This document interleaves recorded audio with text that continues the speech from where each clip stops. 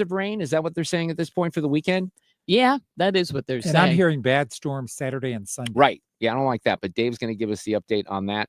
I have some. So what I do, Sue, at night and in the morning, or maybe even when I'm driving home at night, I'll think of something that I want to talk about. A lot of times I slot that for 4:07 before Sue's news, right? And I send Fred a text message. I say, hey, put this down on the sheet because then I forget. So I sent him one this morning that said, I have some devastating news. I saw that rundown and I thought, well, this is either an armadillo is back. Or it's actual devastation. Doesn't involve. I was worried about Oreo. No, it doesn't have any no animals involved. It's not a personal loss. I would describe it more as a loss for the nation. Oh, a loss for the nation. Well, okay. So we'll get to that. I'll prepare people for this after 4:00 because it really is something that you need to be sitting down for or not driving. I'm just worried about the audience, driving off the road and stuff like that. George Rosenthal will be here. Hey, I'm wearing my XXXY hat. Mainly because I didn't have time to jump in the shower today. I thought I'd just share that with the people in the studio. Thanks. But I don't wear a hat usually. Ethan wears hats every day. I don't wear a hat unless I can't do something with the hair, and I couldn't do anything with the hair. But Jen Say, coincidentally, the CEO of XXXY Athletics, will be here. There's some stuff on the pandemic related to kids and education that's really important. There's a guy from The Atlantic. His name is Dave Zweig, and he wrote a book. I don't know, Dave. I don't think he's ever been on the show, Fred. Has he? No. But The Atlantic is a, liberal nonsense publication. I think we learned that a couple of weeks ago. But Dave got involved here, wrote this book, and I'm very curious about it. I know that Jen has been sort of promoting it, and she's been working on a documentary that tells the story of some kids that were harmed by COVID as well. So if Jen says that Zweig's book is good, I'm going to have to take her word for it, but she'll share some thoughts on that. And then the current state, one of the stories I didn't get to yesterday was what happened in the UK with a ruling by their Supreme Court defining what a woman is. And you won't believe what happened there because they actually made the definition of a woman biologically based. Go figure. Also in the 5:00 hour, we'll be joined by David Strom from hotair.com. He's all over this Abrego Garcia situation. Plus, of course, an audio cut of the day. We're off and running here on a Thursday afternoon.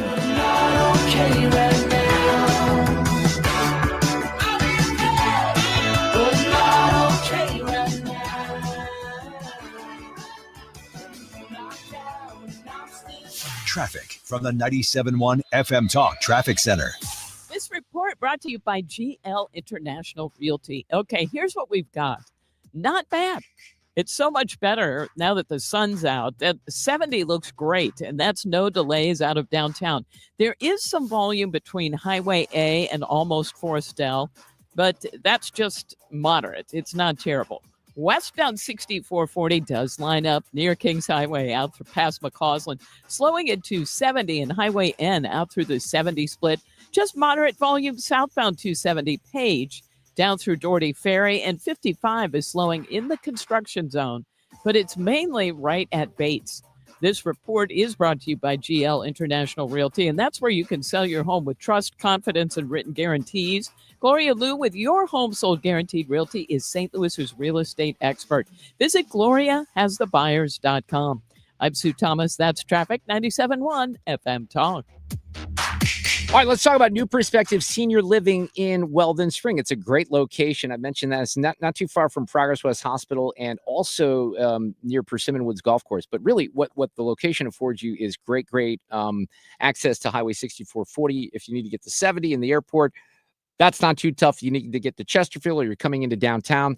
That's real easy as well. They have lots of activities there. They have an awesome community that feels like home. You have care available when you need it. They have independent living, assisted living, and a memory care facility. So you get peace of mind knowing that maybe your mom and dad are in good hands. And this time of year, if mom and dad are out there doing yard work or cutting the lawn, next time at this time of year, they don't have to do that if they're at New Perspective Senior Living. They'd love to have you over for a tour. They'll buy you lunch or dinner. 636-229-1311.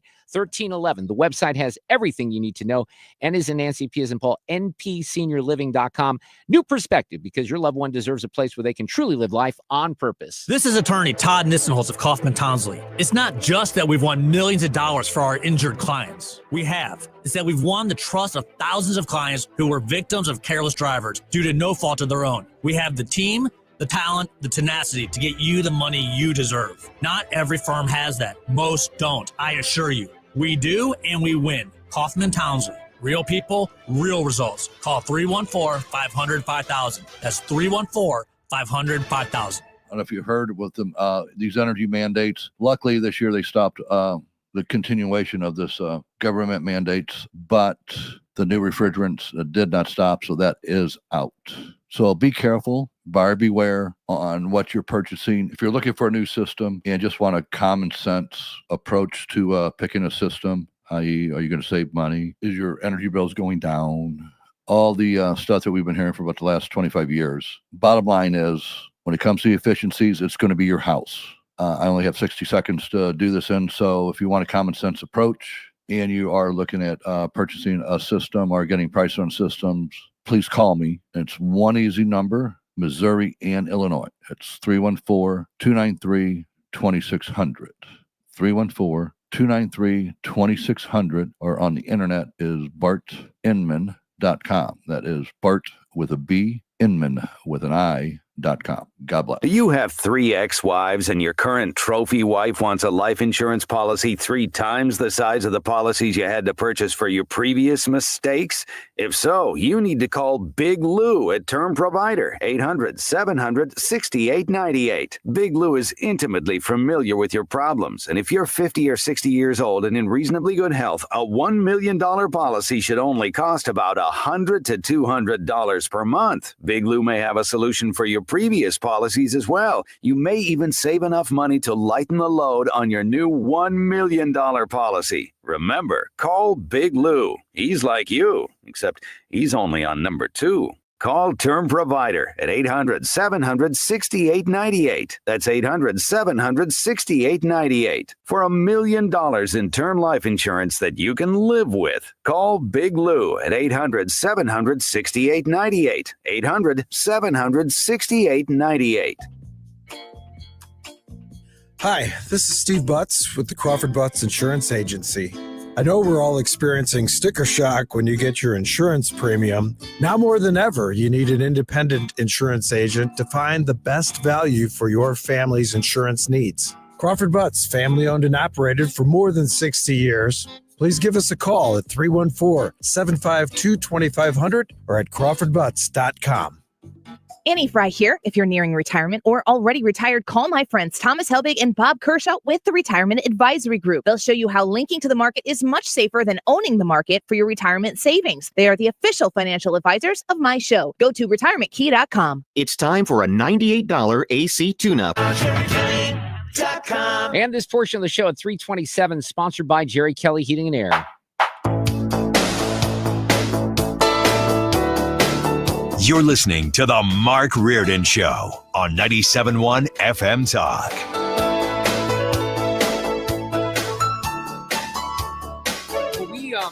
We may join. I'm going to take a little bit of pause here and see, before we welcome our next guest in, see if they start this news conference down at Florida State University, where there was I don't know that we want to call it, we call it a mass shooting, Fred. Is that what they're saying right now? I mean, 6 people have been injured, maybe a couple dead.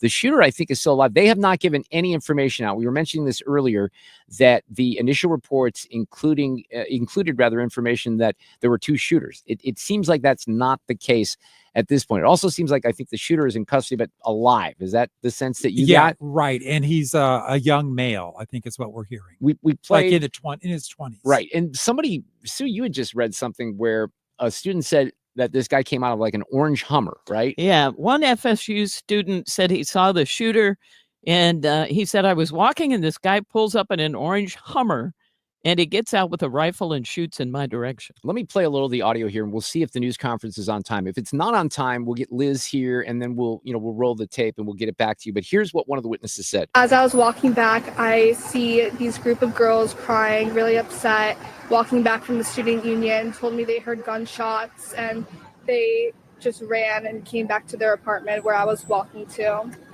Yeah.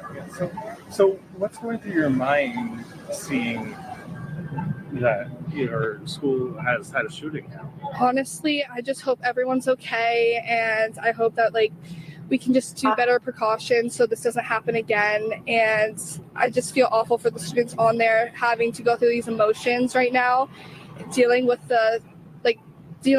scared for their lives. I don't, it's one of those things, and I heard a couple people, Fred, you probably did too during the coverage earlier, that this is one of those situations where, let's face it, you're never going to forget this. If you witnessed this, if you saw someone, I heard one report where a guy had his arm shot off or something like that. So we don't know the, the severity of a lot of this. Here's another witness. Alarm goes off, and first you're thinking it's just a fire alarm. It sounds a little different though.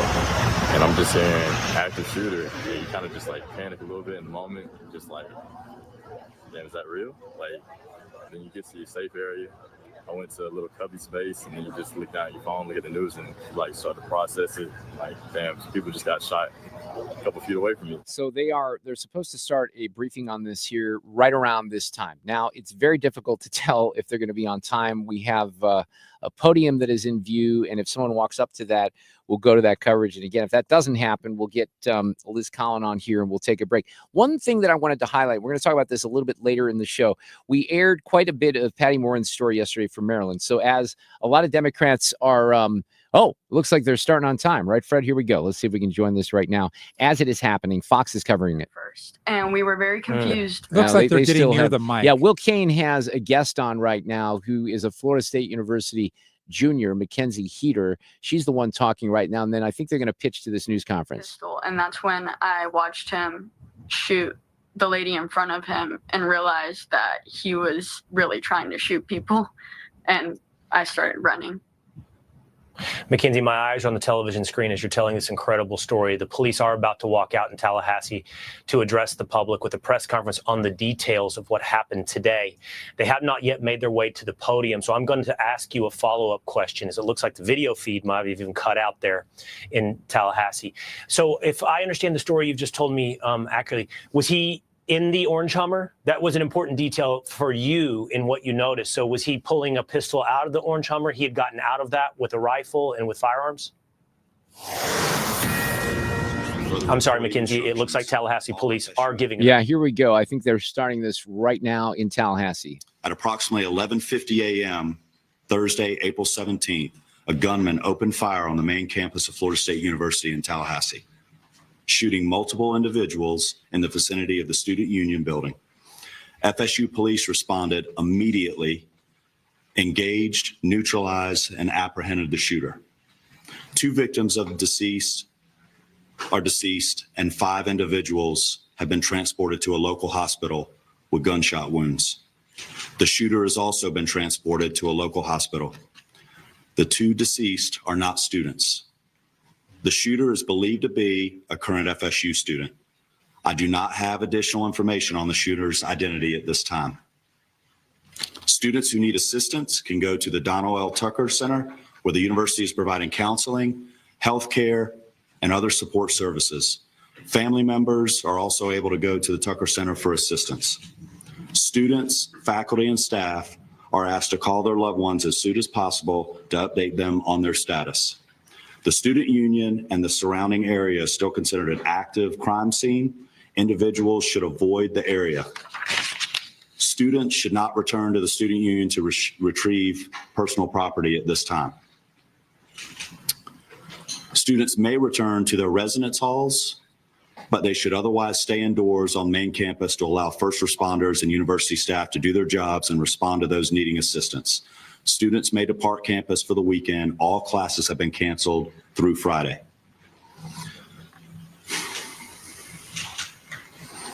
Before I turn this over to Chief Revel, I want to thank all the brave men and women of the FSU PD for responding immediately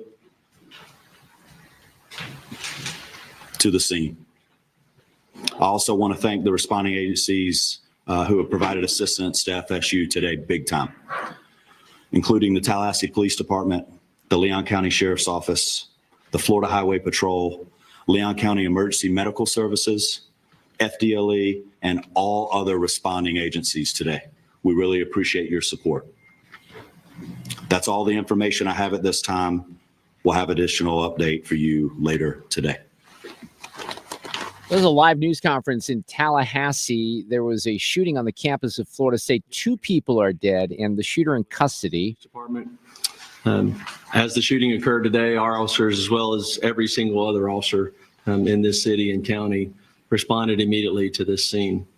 Once on scene and once we began working through what was occurring and what we were working in consultation with FSU, Tallahassee Police Department was asked to take lead on this. So we will be the lead for this investigation in both the officer involved shooting portion of this as well as the homicide portion of this. I will come up after the last speaker and entertain just a few questions, but needless to say, we have multiple crime scenes. This is a very large area we're covering. We have thousands, hundreds of thousands, or hundreds or thousands of witnesses. And again, this is an active, ongoing investigation. So the information that we will be allowed to release right now may be fairly limited. I'll answer what I can at that time. But I will assure you that as soon as we can, any information that becomes available, we will make that available to you. One of the things in the process, and again, understand that this is an ongoing active investigation. So things are happening as we are standing here and as we are speaking. We have identified the shooter, obviously. He's at the hospital. So with more on that, I'm going to allow the sheriff to come up and speak on that portion of it. So that's Lawrence Revel. He is the police chief in Tallahassee. He's bringing up the sheriff from that area now to give some more details. And he did indicate they're going to take some questions, so we'll probably roll with it for a couple of minutes here. First and foremost, let me express our gratitude to the responding law enforcement agencies in this community. Our citizens should feel some degree of comfort knowing that your law enforcement agencies are going to respond and do exactly what we did in this case, that is bring the offender to justice and to make sure that we do what we can to make sure we lock him or her up. Let me say to you, this is obviously a heinous crime. Our deepest condolences go out to the FSU family, the families of the students who are here.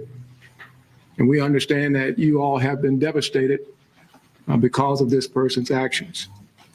The question as it relates to who is the shooter is 20-year-old Phoenix Eichner. And he's the son of a Leon County Sheriff deputy.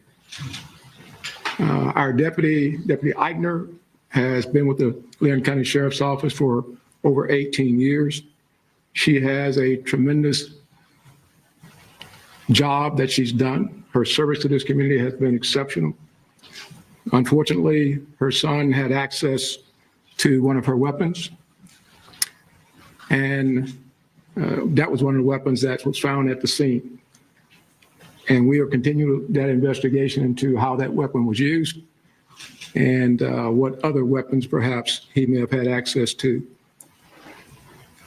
The alleged shooter was also a long-standing member of the Leon County Sheriff's Office Citizen Advisory or Youth Advisory Council.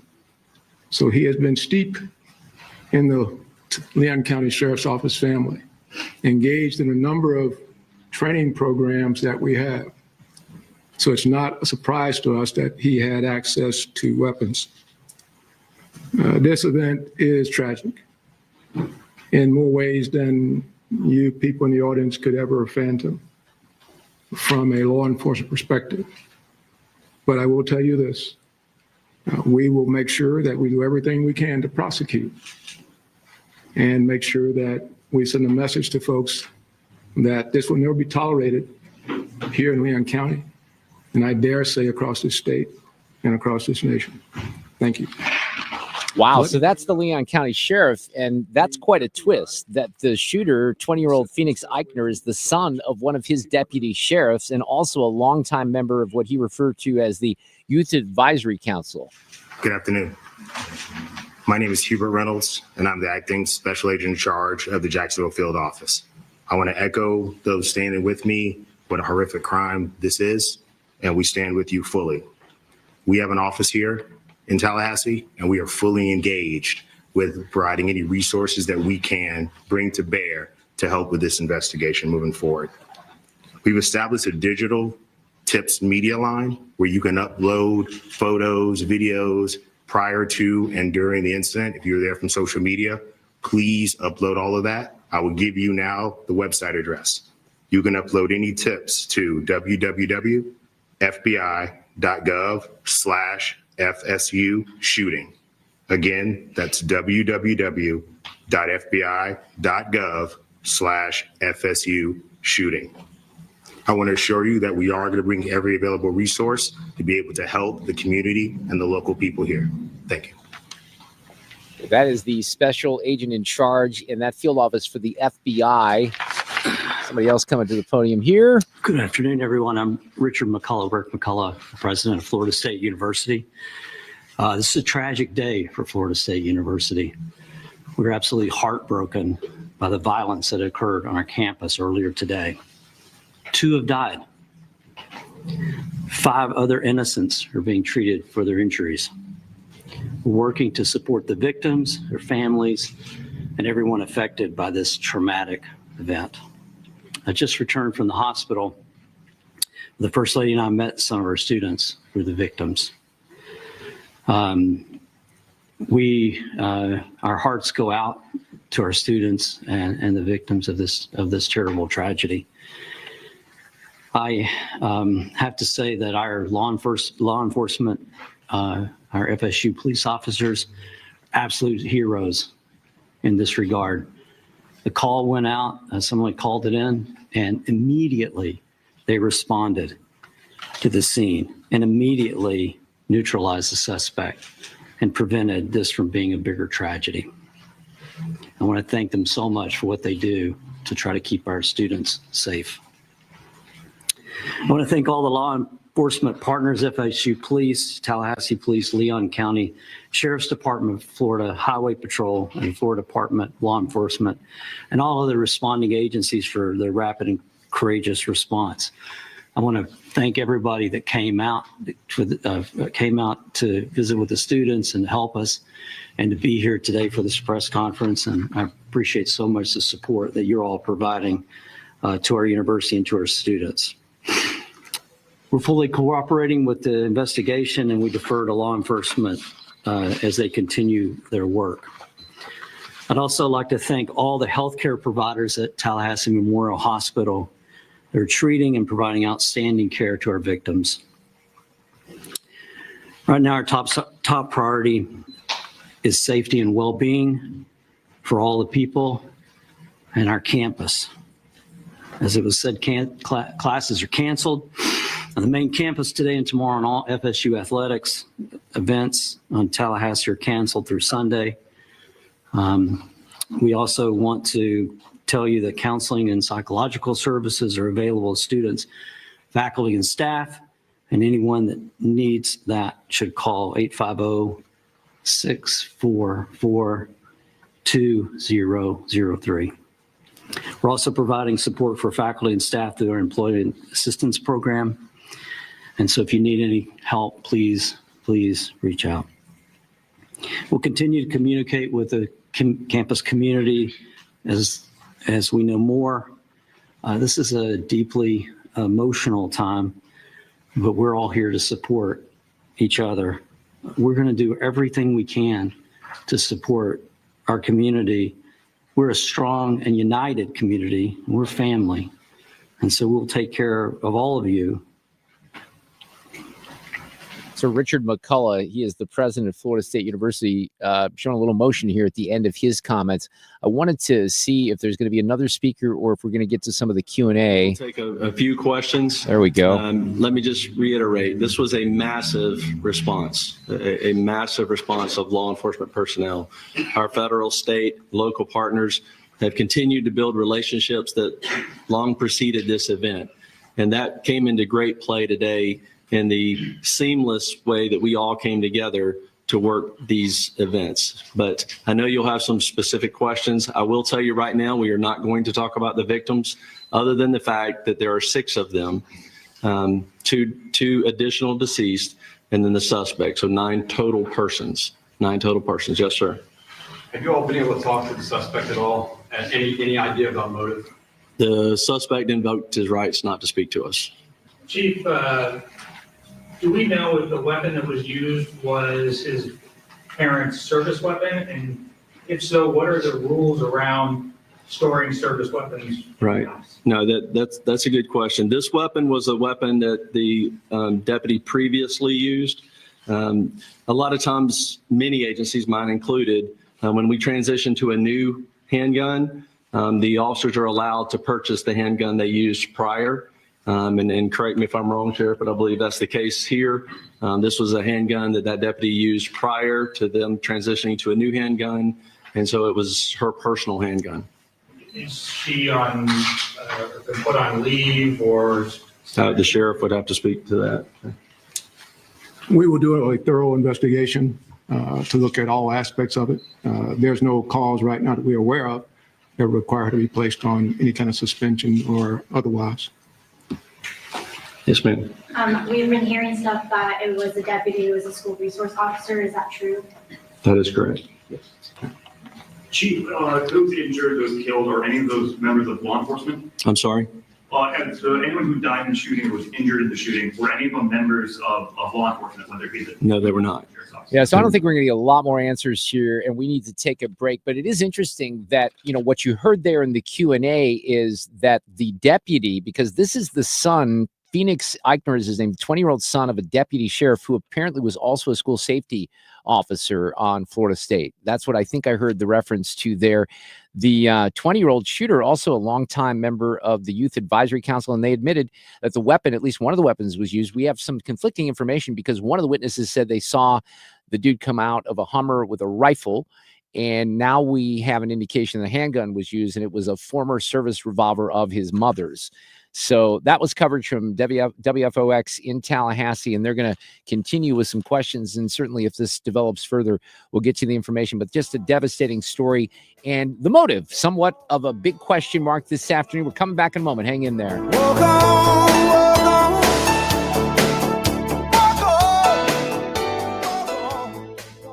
Traffic from the 97.1 FM Talk Traffic Center. If you are on westbound 6440 or will be, Kings Highway out through McCausland is the slow go, a little bit at 270, and then things really jam up. Now, the problem is there is an accident, and it looks like it's eastbound on 70 before you get to Highway Z, before you get to Wentzville Parkway. And they have had to close down eastbound 70. It's just by Hepperman Road, if that helps you. And traffic is jammed back to David Hochul Parkway. In fact, it's jam-packed past Forestel. Eastbound 70, just a mess right now. And westbound 70 is jammed in the same area at Wentzville Parkway. That has jammed up westbound 64, and that takes you back to Highway N. Just avoid that area. Other than that, it's the usual volume. Southbound 55 slowing at Bates. Moderate volume headed into Illinois on the Poplar Street Bridge. This report brought to you by Overhead Door Company of St. Louis. If you need a new garage door, this could be your lucky day. Entries are now open for the $5,000 sweepstakes at Overhead Door Company of St. Louis. Enter now, overheaddoorstlewis.com, overheaddoorstlewis.com. I'm Sue Thomas. That's Traffic 97.1 FM Talk.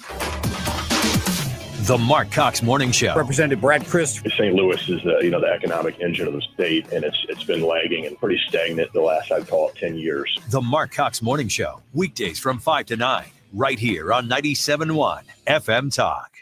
Whether you're shaping up a small yard or tackling serious acreage, Steel walk-behind, zero-turn, and stand-on mowers are built to get the job done. Shop online or at your local Steel dealer. Steel. Let's go mow. One of these days, we're going to get an update from one of the Gelman brothers, Mark or Neil, on the current state of the real estate market here in St. Louis. We actually had Neil set up at one of the fish fries a couple of weeks ago. He had some flooding at his own home, so he couldn't make it. We're going to get him on because, look, the market is always changing. If you are someone who's considering selling your home, you start thinking about interest rates and whether or not you can get value and whether or not you can move in a timely fashion when you're selling your home. All these things complicate the process. They create stress.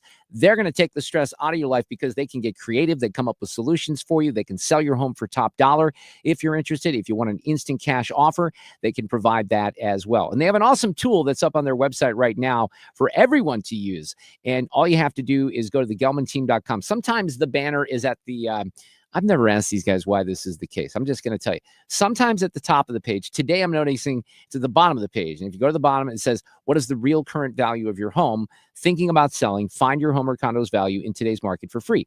All you have to do is enter your address, and then you press check the price. There's a pop-up that comes up. It gives you the price that you would likely sell the home for right now. It's not just a guesstimate, if you will. So check out the website. And obviously on that website, they have all kinds of other resources for you to get a hold of the team. And they really do have a great team, the Gelman team, with eXp Realty online at thegelmanteam.com. I'm John Morgan of Morgan & Morgan. Why should you hire America's largest injury law firm for your case? There's lots of reasons. Just like there's a reason millions of people called us last year in their time of need. When it comes to fighting for justice and compensation, millions of people across the country trust us to go to battle for them. We became the largest injury law firm in the world for a reason. There's only one Morgan & Morgan, forthepeople.com. Injured? Dial #law or visit forthepeople.com for an office near you.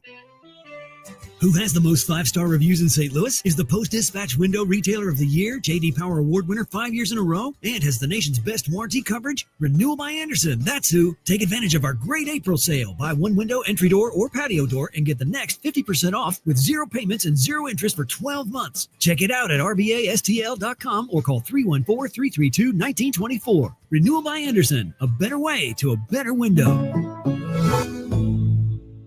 Have you been notified that your subsidy for Obamacare health insurance is going away? Well, you can leave now while you are still healthy and can qualify for much better individual plans. Greg Hammonds at greghammonds.com has been helping people get affordable health insurance with great coverage for over 35 years. Greg offers private health insurance plans that are not on the ACA marketplace. You can pick your doctors. For most claims, you won't even pay a deductible, and they're 30 to 60% lower cost than Obamacare. One more thing, there's no tax penalty at the end of the year. Greg even has plans that are guaranteed acceptance. If you pay for your own health insurance, you're uninsured, you're on COBRA, or your employer coverage is just too expensive, call Greg at 314-794-7784. That's 314-794-7784. Or go to greghammonds.com. That's greghammonds.com. He can custom design a plan by you, not the government.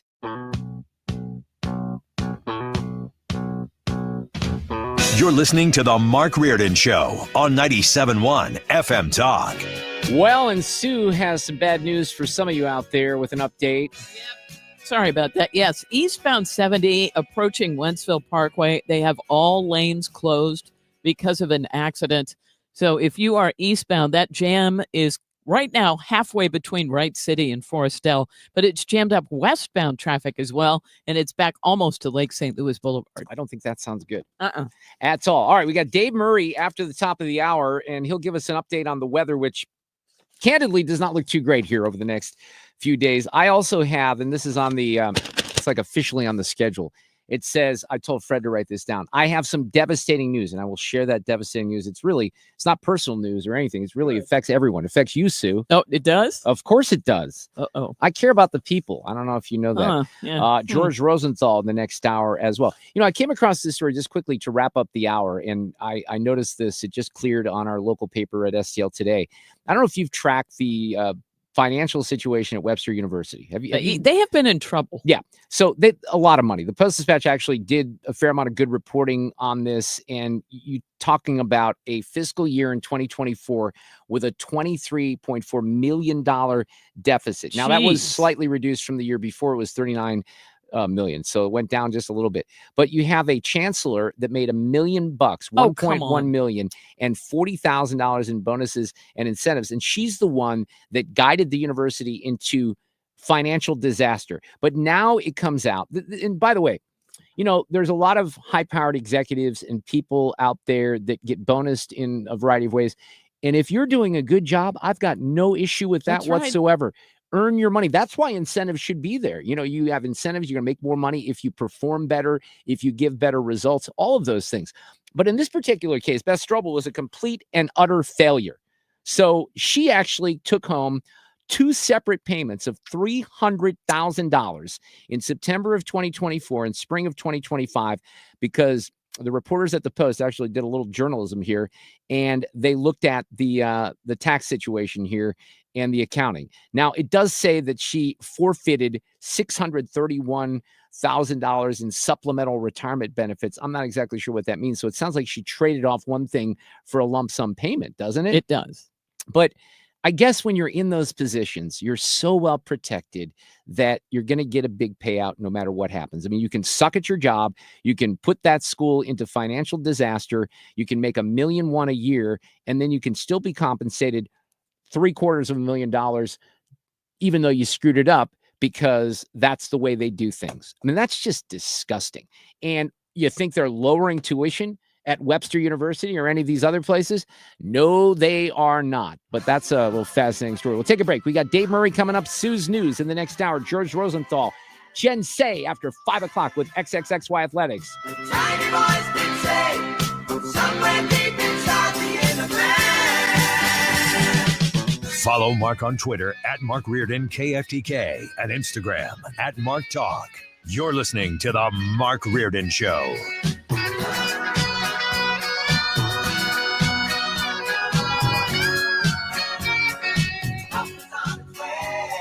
Traffic from the 97.1 FM Talk Traffic Center. Well, I'm preparing to post on X a photo of what's happening here on 70. But eastbound 70 is completely shut down approaching Wentzville Parkway. All lanes blocked, and that is because of an accident there. And they have only one right lane getting by eastbound because they've got emergency vehicles blocking the other lane. So westbound traffic is a solid parking lot jam back past Highway A. Eastbound traffic jams closer and closer to Wright City. Right now, it's just west of Forestell. That is jamming up westbound 64 drivers who are trying to make that merge onto westbound 70. Just avoid that area right now if you can. And westbound 64 in the city is lined up in the usual volume, just approaching Kings Highway out past McCausland, and some volume in both directions on the Poplar Street Bridge. This report brought to you by New Perspective Senior Living. New Perspective Weldon Spring is redefining senior living with modern apartments, delicious meals, activities, entertainment, state-of-the-art AI fall detection systems. Visit npseniorliving.com to schedule a tour today. I'm Sue Thomas. That's Traffic 97.1 FM Talk. Well, not so great traffic, but beautiful weather out here, and it's not going to stay that way. Dave Murray with a forecast update live after 4 o'clock right here on 97.1 FM Talk. I want to talk about good, really excellent legal representation in the area of family law. That is Susan L. Ward with the law offices of Susan L. Ward, LLC. She's got a great practice here, multiple locations, a ton of experience. They have focused exclusively on this area of family law for more than 2 decades, and that's obviously divorce, but issues related to children, domestic partnerships, anything in that particular area. Estate planning, they have a great blog post on estate planning up on Susan's website, which is stlfamilylaw.com. You can always get a hold of them and ask any kind of questions. In fact, she would advise that. There's a Q&A, or sort of, I guess you would call it a frequently asked question, a fact, up on her website that says, how do you pick a lawyer? How do you make those decisions? They'll kind of guide you through it. Interview your attorney, interview Susan like you would anyone else to make sure that you're comfortable with her and her team. And I think you're going to be. 314-783-9400 is the number. The website again, stlfamilylaw.com. All kinds of resources up there, including the confidential consultation form. And tell them that we sent you along. Susan L. Ward, stlfamilylaw.com. Do you have 3 ex-wives and your current trophy wife wants a life insurance policy 3 times the size of the policies you had to purchase for your previous mistakes? If so, you need to call Big Lou at Term Provider, 800-700-6898. Big Lou is intimately familiar with your problems, and if you're 50 or 60 years old and in reasonably good health, a $1 million policy should only cost about $100 to $200 per month. Big Lou may have a solution for your previous policies as well. You may even save enough money to lighten the load on your new $1 million policy. Remember, call Big Lou. He's like you, except he's only on number 2. Call Term Provider at 800-700-6898. That's 800-700-6898 for $1 million in term life insurance that you can live with. Call Big Lou at 800-700-6898. 800-700-6898. Rhino Shield is engineered to outlast paint by a lot, backed with our 25-year transferable warranty. Paint a house, shield a home. We do brick, block, stucco, asbestos, steel, aluminum, cedar, and more. We are the only coating company selected by Disney, This Old House, and 3 times on HGTV's Curb Appeal, where all 3 episodes concentrate on unpainted brick. If you maintain or own a business with a tired-looking building, you owe it to yourself to look at Rhino Shield and our beautifully durable color schemes. Evaluations are free. We're making buildings pop and be noticed again, from Champaign to the Lake of the Ozarks, exceeding expectations every day with our products, people, and performance. Now is the time to call 877-25-RHINO, 877-25-RHINO, or go to 877-25rhino.com and see how honest and transparent we really are. Tell them, ladies. Don't paint, don't Rhino, go Rhino Shield. Never paint your house again. Rhino Shield. KFTK FM Florissant from the Kaufman Townsley St. Louis's Injury Lawyers Studio. Call 314-500-5000. That's 314-500-5000. All on the free Odyssey app. This is a Fox News alert. 2 killed in a shooting at Florida State University, 6 more hurt. I'm Kevin Uretsky, Fox News. Law enforcement speaking just moments ago, identifying the 20-year-old suspect as Phoenix Eichner, a student at the school, as well as the son of a Leon County, Florida sheriff's deputy. Florida State University Police Chief Jason Trumbauer. FSU police responded immediately, engaged, neutralized, and apprehended the shooter. The gun used belonged to the deputy, the shooter's parent. A few minutes ago, President Trump speaking about the shooting from the Oval Office. I'm a big advocate of the Second Amendment. I have been from the beginning. I protected it. And these things are terrible. But the gun doesn't do the shooting. The people do. Fox's Kristen Goodwin now with more on the situation on campus on the ground earlier this afternoon. Florida State University senior Cooper Huguenot detailing being in class and seeing students running from the student union.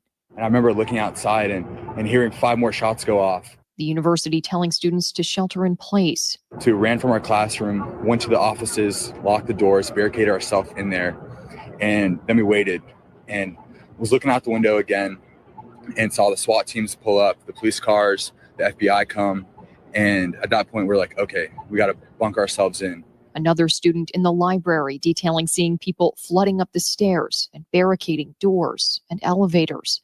Kristen Goodwin, Fox News. Maryland Democratic Senator Chris Van Hollen still in El Salvador trying to convince officials there to free alleged MS-13 gang member Kilmar Abrego Garcia. Senator Van Hollen says he asked the vice president of El Salvador to let Abrego Garcia's lawyer or his family contact him, but that request was denied. America is listening to Fox News. I'm still going for it, even with higher stroke risk from atrial fibrillation, an irregular heartbeat not caused by a heart valve problem. Over a 3-year study, Eliquis apixaban tablets reduce stroke risk better than warfarin, and over 97% of Eliquis patients did not experience a stroke. A first stroke occurred in 2.9% of warfarin patients versus 2.3% of Eliquis patients. Don't stop taking prescription Eliquis without asking your doctor. It may increase your stroke risk. Eliquis can cause serious and in rare cases fatal bleeding. Don't take Eliquis if you have an artificial heart valve, abnormal bleeding, or antiphospholipid syndrome. While taking, you may bruise more easily or take longer for bleeding to stop. A spinal injection while on Eliquis increases risk of blood clots, which may cause paralysis, the inability to move. Get medical help right away for unexpected bleeding, unusual bruising, or tingling, numbness, or muscle weakness. Medications such as aspirin products, NSAIDs, SSRIs, SNRIs, and blood thinners may increase bleeding risk. Tell your doctor about all planned medical or dental procedures. Learn more at Eliquis.com or call 1-855-ELIQUIS. Air Comfort Service, heating, cooling, and insulation. Weather. Our weather is quiet right now, but a very active stretch coming up right through Easter Sunday. This evening, temperatures in the 70s. It's windy. It's mild all night long. Partly cloudy skies, the low 66. Friday, partly sunny, windy, and warm. Be a couple of showers, couple of thunderstorms around the focus late in the day. So anticipating a lot of dry time, 83. Friday night, rain and thunderstorms around. Some could be strong to severe. This is 97.1 FM Talk. Chief Meteorologist Dave Murray. I'm Chad Robinson with Your Money Now. Netflix reported earnings after the closing bell today, marking the first time the streaming giant is not disclosing its quarterly subscriber data. The company says they are instead focusing on revenue and other financial metrics. Last quarter, Netflix shared that its cheaper ad-supported tiers accounted for more than 55% of signups in countries where the option is offered. Eli Lilly saying today its daily obesity pill met the company's goals in the first of several late-stage trials. The dose helps patients with type 2 diabetes lower their blood sugar and body weight. French luxury group Hermes will raise its U.S. prices from the start of May to help offset the impact of President Trump's tariffs. Hermes replaced LVMH this week as the biggest luxury firm by market capitalization. On Wall Street, stocks were mixed, with the Dow losing 527 points, the Nasdaq dropped 20, the S&P up slightly. That's Your Money Now. If you're living with dry age-related macular degeneration or dry AMD, you may be at risk for developing geographic atrophy or GA. GA can be unpredictable and progress rapidly, leading to irreversible vision loss. Now there's something you can do to slow it down, get it going slower. Izervay is proven to slow GA progression. Izervay gets GA going slower. Izervay or avacincaptad pagel is a prescription eye injection used to treat GA. Don't take it if you have an infection or active swelling in or around your eye. Izervay can cause eye infection, retinal detachment, or increased risk of wet AMD. Izervay may temporarily increase eye pressure. Your vision may be impaired after an eye injection or exam. Don't delay. Ask your doctor about Izervay today. Izervay gets GA going slower. Visit Izervay.com. That's I-Z-E. This hour of the Mark Reardon Show is sponsored by Gamma Tree Experts. Your trees deserve the best care. Call Gamma Tree Experts. Well, we have a live forecast from Dave Murray coming up here in a couple of minutes. It is a beautiful afternoon in St. Louis. It did not start that way, and we have a ton of rain heading our way for the weekend. So Dave will update us in just a couple of minutes. We have Sue's News on a Thursday as well. Let's talk about Banner Construction. Great company. I love Bill Kaufman, known him for a long time. Bill and Sam P. have built something here that they're extremely proud of, and they should be, because they've been helping homeowners for more than 30 years, since 1993, realize their dreams with beautiful exterior renovations with awesome products like James Hardie Fiber Cement Siding. There's a tab on the website. If you go to bannerconstruction.com, you'll see Home, About Us. The showcase is great because that's where pictures of homes that have been transformed are. And then there's the James Hardie Siding tab. And if you hit that, you can see a video. You can download a guide about what this is all about and why builders and why Banner Construction specializes in it. Low maintenance, great warranty, durability, lots of ROI, and you don't have to worry about maintenance. So that's something that's a big benefit. Go online today, find out more, or call 314-569-1050. A free in-home design consultation is just a phone call away or a visit to the website. The website is bannerconstruction.com.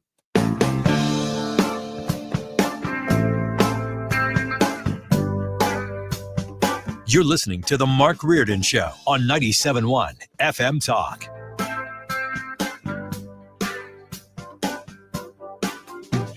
All right, Sue, before we get to Dave Murray here, what are we doing on this closure? Do we need an update here this afternoon, I'm guessing? Yeah, eastbound 70 is completely shut down out west, and this is because of an accident as you approach Wentzville Parkway.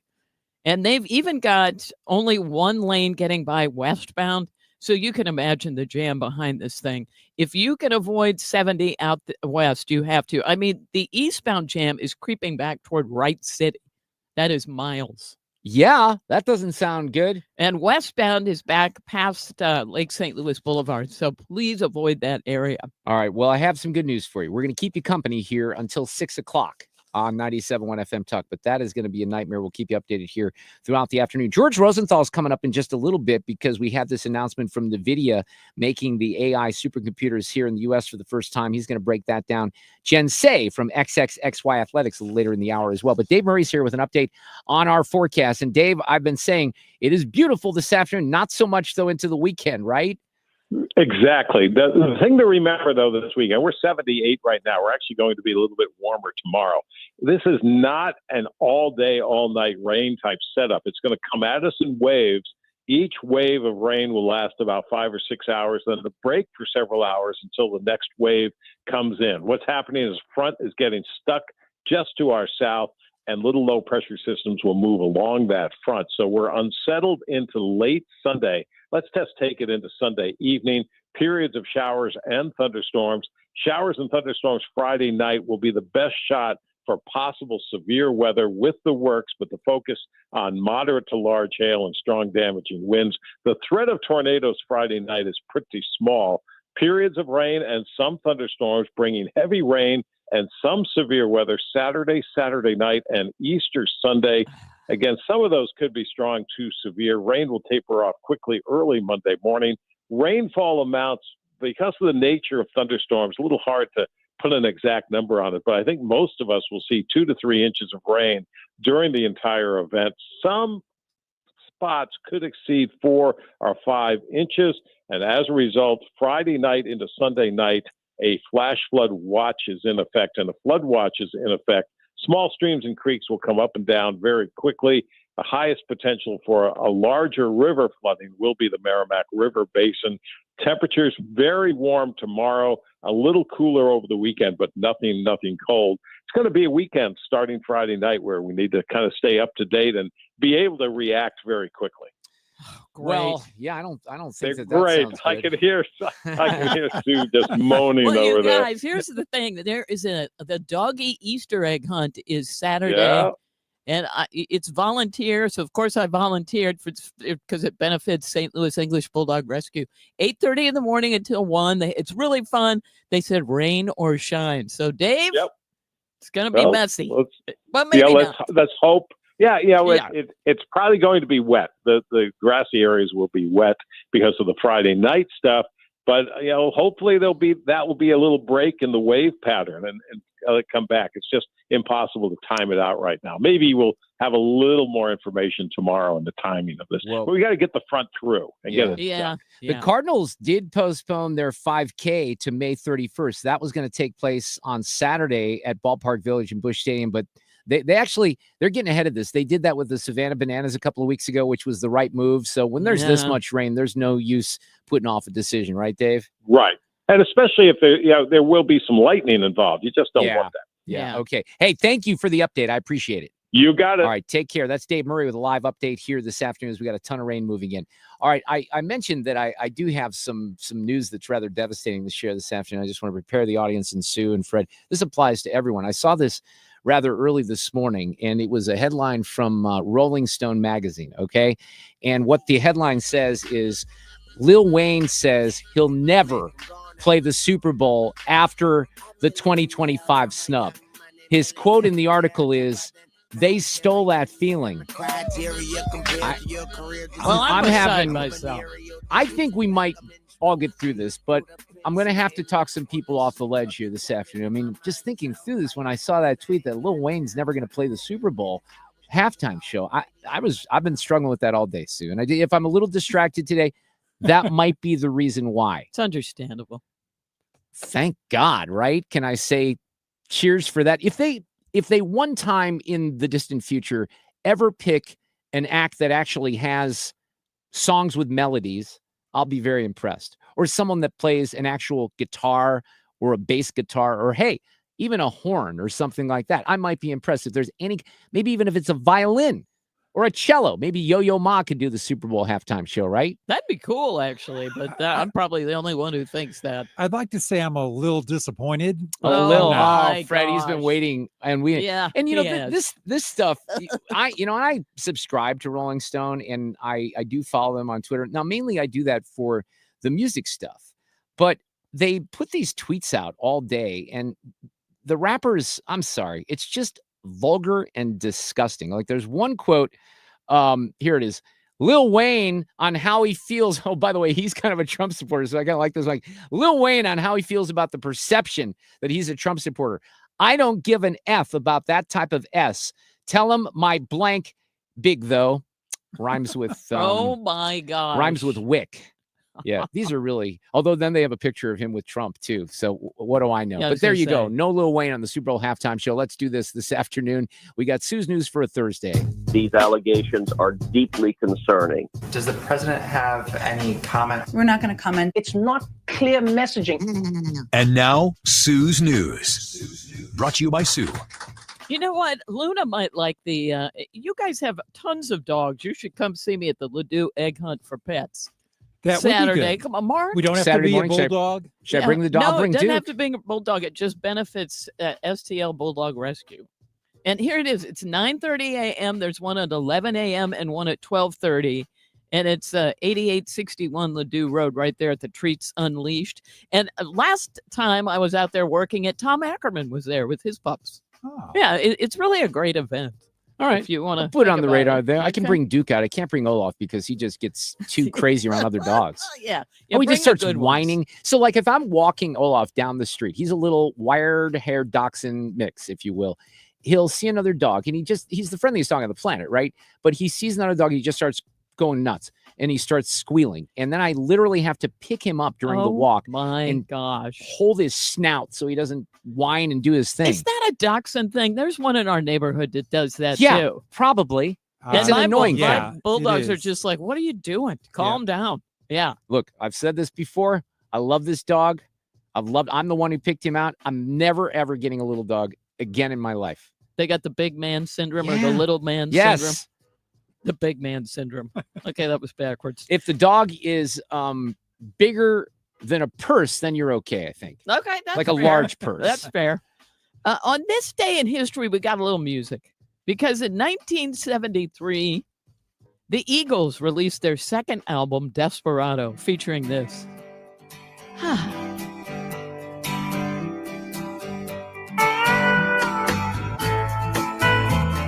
It's Tequila Sunrise, Fred, in case you didn't Oh know yeah, that. no, I love this song. It's another tequila sunrise. I didn't realize this was on the Desperado album, and I should have known that. But this was 1973, and it kind of sounds like 1973. But I think at the time the Eagles sounded very, I think they still do, just laid back and a little different than what was happening at the time. Not quite country, not quite pop, somewhere in the middle. Yeah, you're right. You know, it's just kind of, I don't know, I really like Well, it. no, and then I think they found their niche that way. Yeah. And then For they sure. really didn't change, which I really appreciate. And then 32 years ago, of course, you know, I was into this yesterday. I'm always happy about these couples that make it. And I've got some Bangles music behind this one because 32 years ago today in 1993, Bangles' Susanna Hoffs married the director of Austin Powers, Jay Roach. Yeah, and they're still together, right? 32-year Wow, anniversary it's amazing, today. isn't it? Yep. I love that. Do you feel my heart beating? And Susanna's still doing a little music. I don't know exactly why, but there is a version out there of her doing, and I don't even know, is this Susanna Hoffs or is this the Bangles? Because she kind of That's Bangles. recut. Well, the reason I bring it up is Oh, I because she see. went back and she recut a bunch of the Bangles songs, just doing it as Susanna Hoffs. I don't know if it was kind of, we even had a reference to this yesterday where it was like Taylor's Yeah. version In or something. parentheses, Yes. Taylor's version. I'm not exactly sure, but I think she's 66 years old now. Wow, she Susanna looks Hoffs. great because I Yeah. looked her up today. And Sorry. I Oh, do no, have go ahead. another music thing. Okay, this is just completely random, but it's too long to be a random fact. Okay, a list was released Is of this the music I'm supposed to play though? Okay. of the most used walk-up songs in Major League Baseball, and this one's number one. It's Chris Stapleton. This love is getting kind of dangerous. I love this song. It's Right? a great walk-up song. Feels like it's a loaded gun. Anybody on the Cardinals have this? I don't know. Ethan, do you know? No, I don't believe so.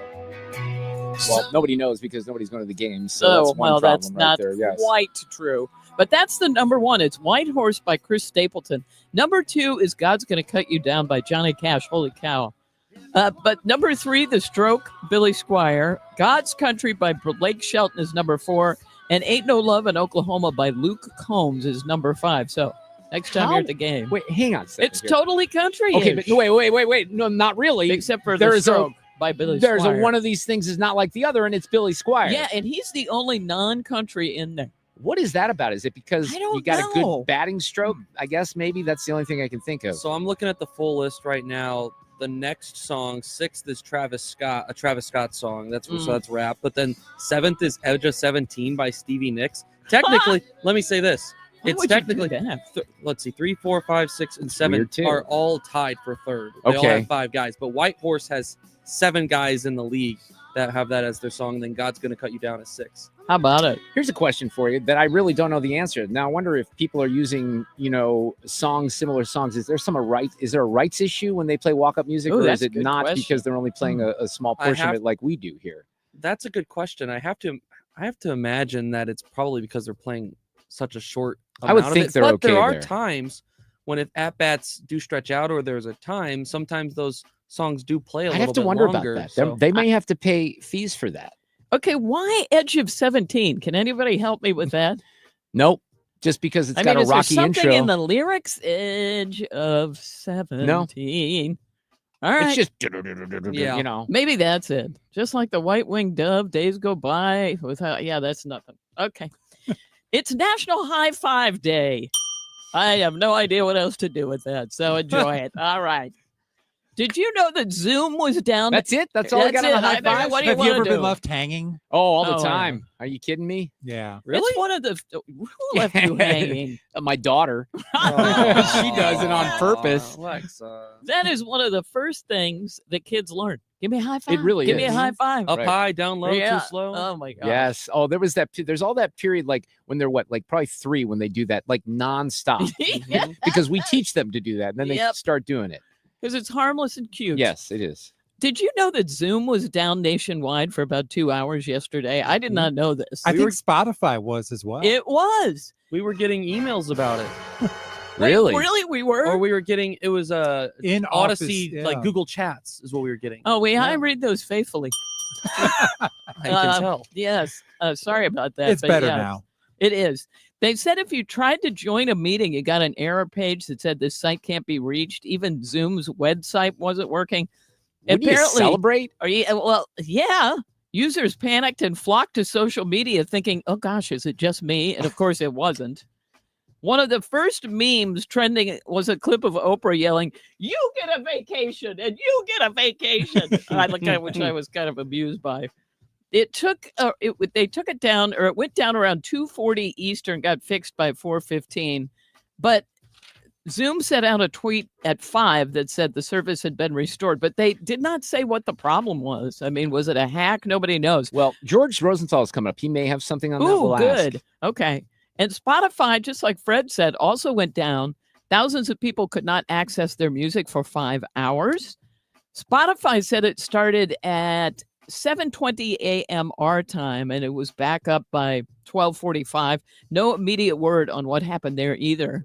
This was And yesterday? that's just weird. Yeah. That is weird. I used Spotify yesterday morning because I'm I doing the did too. playlists on Spotify now. So that's bizarre. Maybe it was a little bit spotty. Spotty from Spotify. Spotty from Nice. I have a Spotify. Zoom call tonight, by the way. 7:00 Zoom call. How about that? Who are you talking to? Mike Kenny for the Greece trip. We have all the folks who are going to Greece Oh, who are going to be that's on the Zoom nice. call. We leave a week from Sunday. This is Okay. coming Do up you really? fast. Do you Yeah. do you fly directly? We What's go, the plan? So this I was looking at this earlier, and there's Mike is going to tell us tonight. I think he's going to brace the crowd, and this is good information for all of you out there who have vacations planned or flights, because there's a lot of cancellations and changes going. So we fly from here. The direct flight from our international airport is only available to one city, and that's Frankfurt. That's so we're right. taking Lufthansa to Frankfurt, layover, then to Athens. How long is all of that? Well, it's when like you add 9. it up? It's 9 hours to Frankfurt, and then it's another 3 to Athens. But you know That's what? it? You It's just kind of only have to 9? suck it up. Yeah, compared to Fred's trip, you're a rookie. Yeah. Well, Yeah, Yeah. but yours was how long, Fred? 13 and a half from Dallas. But this to is Tokyo. this is 13 and a half total. Right. If you and then you got the layovers. Yeah. Fair. You're not impressed with that. No. Okay. Plus, we're slightly bitter that we're not going. Okay. more of that. Researchers, Fred found this story that amused me. Researchers from Princeton, MIT, and the University of New Mexico applied the work of 18th century mathematician Linhard Euler to run a series of simulations. And bottom line, they've come up with the formula for bowling a perfect strike. Okay, you ready? Absolutely. Aim for the 28th wooden floorboard from the left, release the ball at an angle of 1.8 degrees on the right or dead straight, and they say presto, as if you could. What? I think I could count the 28th board, but I don't think I What's could the ever figure out the 1.8 angle. angle? Yeah. No, I can figure that out. That's Yeah. completely confusing. But there's a great story. Here's my good story of the day. I'm pretty good at bowling on the phone, though. What does that mean? Oh, you just like push this little thing and it goes on your phone. It knocks down all the pins. You mean like it's a app? game? Yeah, it's a game. Oh, It's okay. a bowling app. Oh, that's hilarious. Yeah, I didn't know Fred was a gamer. I didn't either. That kind of freaked me out. Wii bowling was the best. Wii bowling yeah. was the best. It was. Wait, do they still have it, or is it Oh, yeah. just Well, gone you- by the wayside? No, you can still get it. Still I mean, a thing, yeah. And they now don't- they have it on the Switch. There's like a Switch Sports that you can do. It's basically the same thing. I like tennis on the Wii. Wii Sports Resort had a 100 pin bowling game on there that you could do, and that one was a blast. That's a hoot. Mhm. Wow. I've never Wii bowled or Oh. Wii anything. I just want to point that out. Although You are it sounds missing so out great on the Wii bowling. Have you gone wee all the way home? Thanks for asking. A 2-year-old boy in Arizona went missing on Monday night, and no one knew where he was for 16 hours. This is my good story, so don't panic. More than 40 search and rescue folks went out looking for him, but he ended up being found by a dog. And it happened near Seligman, Arizona, about 100 miles south of the Grand Canyon. The kid somehow walked 7 miles through a remote area full of mountain lions, coyotes, but he's okay. A rancher named Scotty Dunton had just climbed into his truck to go run errands on Tuesday morning, so this is the next day, when he saw his dog Buford walking with the kid. The boy said he was sleeping under a tree, and Buford showed up and showed him the way home. Aw. Isn't that the sweetest great. thing you've ever? Two. He's only 2. Oh my god! How is And that he possible? wandered that far away. The only thing I can think is this is John Dutton's son from Yellowstone Oh, because well, that's the same name. it's- He's got to be I mean, something. That's a you know, miracle. It is a connected miracle. to that. And the There's- dog is so sweet. Do you believe that though? I do. I mean, that And you know seems like what? somebody would have picked him up and dropped him off somewhere. It was not a small dog. Okay. Yes, it was a large dog, the kind that protect. So it was a good boy. That's what It I'm was, hearing. it was a good boy. It was a good boy. Such a good boy. Got it. And finally, at Sue's News, we have today's random fact. Coachella began as a typo. The town in California was founded over a century ago, and it was originally going to be called Conchilla, after the Spanish word for small white snail shells found in the valley's sandy soil. But the original materials at the printer, the guy misspelled Conchilla as Coachella, and rather than redo everything, they just went with the misspelled name. And that's how it is. Those are my favorite origin stories, the random facts, because that's fascinating. And It's now, crazy. you can never think of it. It just fits so well that you can Conchilla. never think of it the other way, Yep, right? that's All right, it. George Rosenthal from Throttlenet coming up next.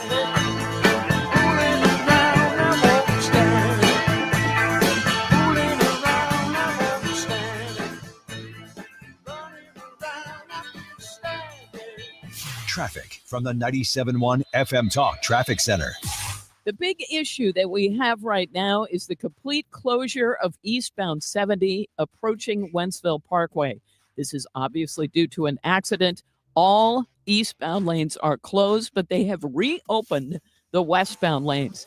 Now, I sent out a tweet of this at Susan6768 if you want to see what I'm talking about. Since the highway is shut down, we've got a jam that goes back through Wright City. We've also got a westbound jam that goes back past Lake St. Louis Boulevard. And then 64 is jammed trying to get onto westbound 70. Please avoid the area. Plenty of volume downtown, westbound 44 as you head toward, it looks like it's just headed for the McKinley Bridge, so Salisbury. And we've got volume in both directions on the Poplar, southbound 55 slowing at Bates. I'm Sue Thomas. That's Traffic 97.1 FM Talk. This report is sponsored by McKelvey Homes. Hi, I'm Jim Brennan at McKelvey Homes. Have you always wished for a brand new home in an established neighborhood? Select one of our move-in ready custom homes throughout St. Louis, or we will build on your lot. Visit McKelveyhomes.com and move up to McKelvey. Well, here we are on the cusp of some more severe weather potentially moving into St. Louis, and I want you to get a free estimate on a Generac home standby generator from Generator Supercenter. They're in Chesterfield. They're the nation's #1 Generac generator dealer. We know we've been there before. We were there a few weeks ago where trees were knocking power lines down in some severe weather that happened on that Friday night, and then you woke up or you spent the whole night without power. Your food spoiled. Some of you were in that situation for sure.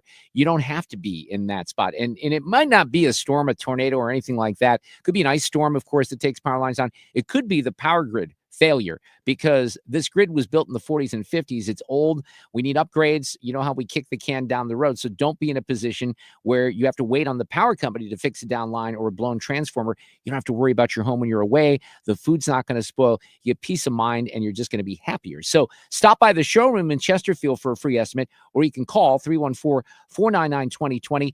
Generator Supercenter is just a phone call away for a free estimate on a Generac home standby generator. Financing is available. They're going to take great care of you. Generator Supercenter of St. Louis.com. Hi, I'm Bob Kershaw with Retirement Advisory Group. Are you worried about market volatility? Are you concerned your money won't last you through retirement? Hi, I'm Tammy Kershaw, and as a family-owned business, we are committed to protecting your retirement, whether you're nearing retirement or already retired. We have a lot of folks that aren't aware of all the new investment choices that are available, which give you growth and protection from losses at the same time. Are you aware of all the fees that you are currently paying? We can show you how to avoid those fees. So come in now for your free retirement review and get a second opinion on your retirement plan. And just for coming in, you'll get a copy of our latest edition book, Your Key to a Worry-Free Retirement. Let us show you how to retire with confidence. We are proud to say we haven't lost a penny of our clients' money in 39 years, and we won't lose a penny of yours either. Let our family help your family. Call us now at 314-993-9494 or go online to retirementkey.com. That's retirementkey.com. Hey guys, Glover here with my friends Mark and Neil Gelman from the Gelman team of eXp Realty. Selling your home, every situation is unique. Find the best options that are right for you from the real estate team who offer more options. 314-336-1991. Go to thegelmanteam.com. Many of you know that my inspiration for becoming an accident attorney was my brother Tim, who was rendered a quadriplegic at age 18.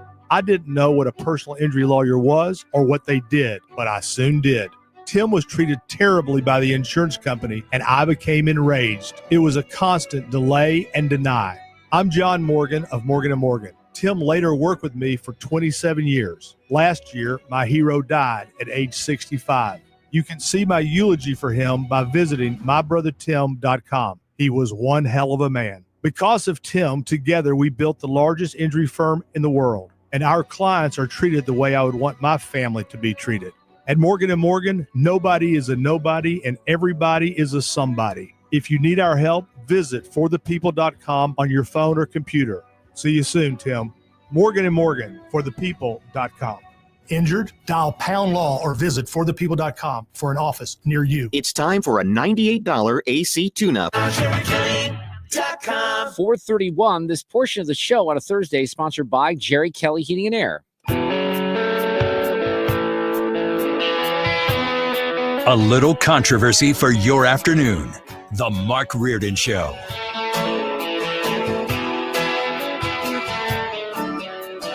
Television light. Jen Say, founder of XXXY Athletics, USA champion gymnast, and she is an Emmy Award-winning documentarian. Athlete A is on Netflix, but she's reacting to the Trump administration blocking federal funding to Maine on trans athletes. And I was talking earlier about this book by David Zweig called An Abundance of Caution, American Schools, the Virus, and Stories of Bad Decisions. Jen's been working on a film about that topic, and we're going to get caught up here in just a few minutes. This is what Caroline said yesterday at the White House about some news involving NVIDIA. For the first time ever, chip-making giant NVIDIA will produce AI supercomputers entirely in the United States as part of its pledge to produce $50 billion worth of AI infrastructure in our country over the next 4 years. With their manufacturing partners, they have commissioned more than 1 million square feet of manufacturing space to build and test NVIDIA Blackwell chips in the great state of Arizona and AI supercomputers in the great state of Texas. So that's a pretty big announcement. We're going to put it into perspective with our friend George Rosenthal from ThrottleNet at throttlenet.com. George, good afternoon. How are you? Good afternoon. Thanks for having me on. Doing great. And this is a milestone achievement in technology, that's for sure. Yeah, put it into perspective so those of us who aren't tech experts can kind of understand the importance here. Absolutely. So this Blackwell chip is unbelievably powerful. In fact, it's so small and can handle the heat. The problem really with multiple billions and billions of calculations is generating heat. And if you can manage the heat, you can get the chips smaller and therefore get the computer smaller to manage the heat. This chip is so unbelievable.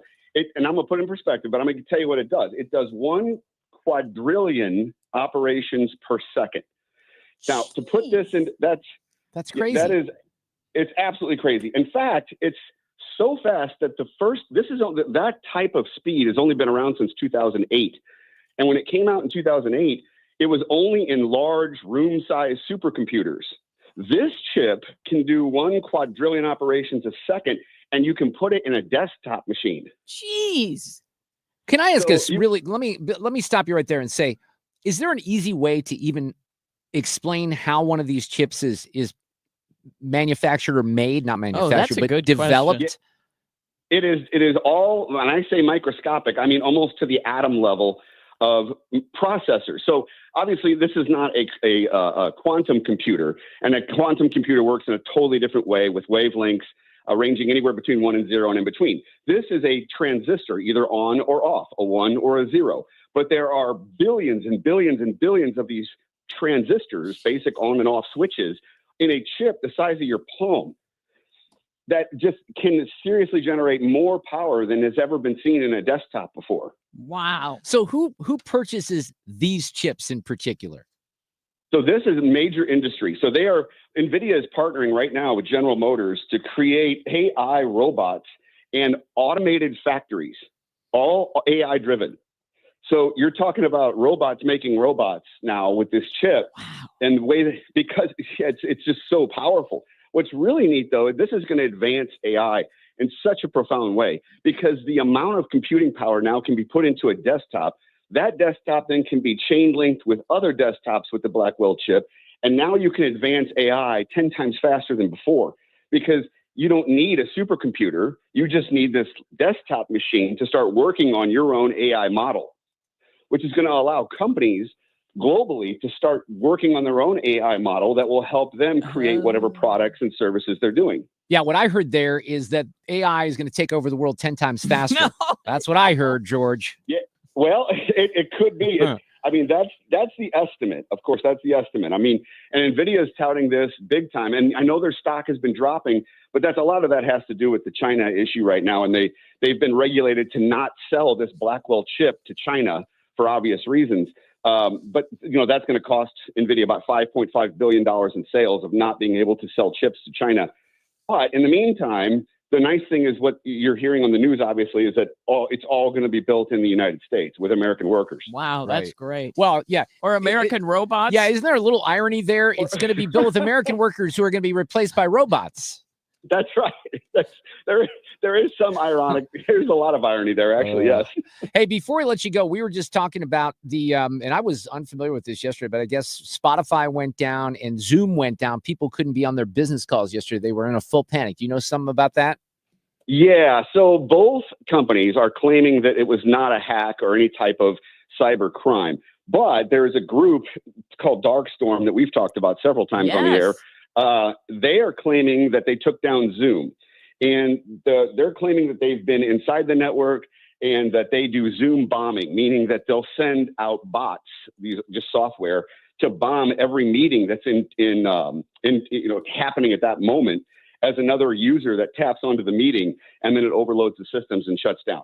But Zoom publicly is saying it was not a hack. So you never know how that PR balance goes. Right. Spotify is completely denying it, and no one's taking credit for it. So it could have been just a regular outage that Spotify, maybe there was some mishap or what have you. But according to Strom, they are describing how they actually took down Zoom and that it was a cybercrime. But these are completely separate, at least at this point, right? Correct. No relation to one another. Yeah. Huh, okay. No. All right, George. Well, thank you for catching us up on all of that. I don't know. Is there anything else that you're tracking right now in the tech world? Yes, I would keep an eye on Facebook. The FTC is suing them for basically taking over a monopoly of social media. If they lose the lawsuit, they will probably have to sell off Instagram and WhatsApp. Ooh, that'd be a big deal. Yeah. So there's been some testimony on Capitol Hill on this, right? Yes. Oh, yeah, absolutely. And Zuckerberg is saying on the record, we did not buy Instagram for to take out competition. We bought it, to better enhance our products and services. But a leaker leaked out an email from 2012. Oh, Yeah. no. He's on the record basically Oh, saying no. they bought it to take out the competition, right? Yeah, and it specifically says that. Yeah. Okay. Yeah, that's interesting. Oh, well, these Wait, things happen. from whom did they buy Instagram? I guess I just have always thought of it as Meta. It was just an independent thing. Yeah, it was just like TikTok. Absolutely. I'll be Yeah, darned. and that's the other thing is Zuckerberg's claiming, well, we don't have a monopoly on social media because there's our competitor, which is TikTok, and they're gigantic, and we're not holding them back from growth or expansion. So it's going to be interesting. I think coming out of this, if Meta loses, I think a lot of rules are going to change with who can buy what in the tech world. I think because social media, if it's held by one or two large companies, can be manipulating people. Yes. And that's what they want to avoid. They want to avoid Understandable. all of social media being controlled by one big person, big company. Makes a little sense, I'd say. George, thank you very much. I appreciate all the updates this afternoon. Absolutely. Anytime. Thanks so much. Have a great rest of the week and happy Easter. Thank you. Hey, don't forget, you can always follow my bunny on Instagram at Oreo Smorio the bunny. I had a great post today of a really cool Binky when he was jumping around, being happy in the house. You can follow me at Mark Talk on Instagram.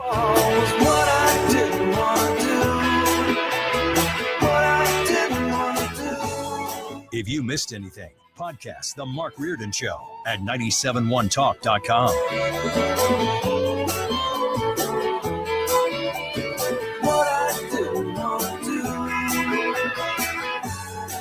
Traffic from the 97.1 FM Talk Traffic Center. Well, I've got some good news in traffic. They have reopened eastbound 70 approaching Wentzville Parkway.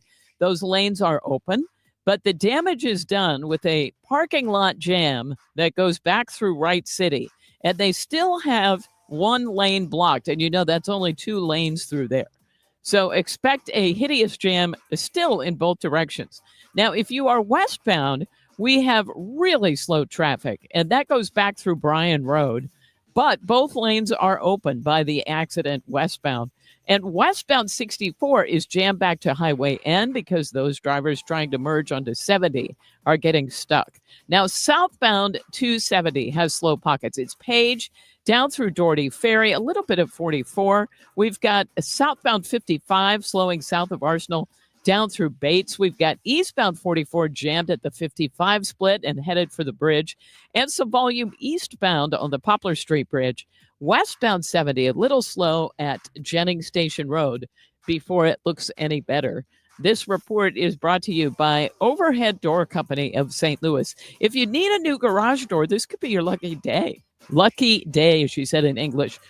Entries are now open for the $5,000 sweepstakes at Overhead Door Company of St. Louis. Enter now at overheaddoorstlewis.com. You can't win if you don't enter overheaddoorstlewis.com. I'm Sue Thomas, and that's traffic on 97.1 FM Talk. The Foley Foundation works tirelessly to bring American hostages home. Kim St. here. We're raising awareness about the Foley Foundation's mission to reunite families, hold captors accountable, and prevent future hostage taking. Visit 971talk.com/events to learn more. This May, the Lamar Hunt U.S. Open Cup is coming back to St. Louis. Join us at Energizer Park for the round of 32 as St. Louis City SC plays for this historic trophy. Get tickets now at stlcity.com/Open Cup. I've been talking about Underdog Fantasy now for 3 months, and this is really going to get interesting because Underdog's even more fun during the NBA playoffs with what they call the Extender promo. With the Extender, you can play your way to increasingly bigger boosts each round of the playoffs. So you can start your playoff series, and they're all getting started here this weekend using your game 1 boost, continue boosting each game in the series to unlock the next one. Then the way it works is the longer the series, the bigger the boost. Underdog is now available in Missouri. It's one of the leading places to make all of your sports selections, and it's one of the fastest growing sports games apps out there. So I want you to download the app. And all you have to do when you're making your selections in what they call the champions game is you pick whether a player is going to go higher or lower on their stats. So if you're choosing basketball, it's points, assists, rebounds. In hockey, goals, assists, etc. Not too hard to figure out. Home runs and things along those lines, hits in baseball. Once your entry feels good, you can play with as little as $1. If you get everything right, you can win up to 1,000 times your money. And if you get your entry correct, you can win up to 1,000 times your money. So if you do the quick math there, you can turn $1 into 1,000 with your NBA knowledge, with your NHL knowledge, with your baseball knowledge as well.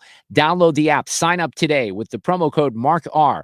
That unlocks a special offer of up to $1,000 in bonus cash when you make that first deposit. The promo code is MarkR. Must be 18 plus and present in a state where Underdog Fantasy operates. Terms apply. See assets.underdogfantasy.com/web/extend.html for details. Concerned with your play, call 800-GAMBLER or visit ncpgambling.org.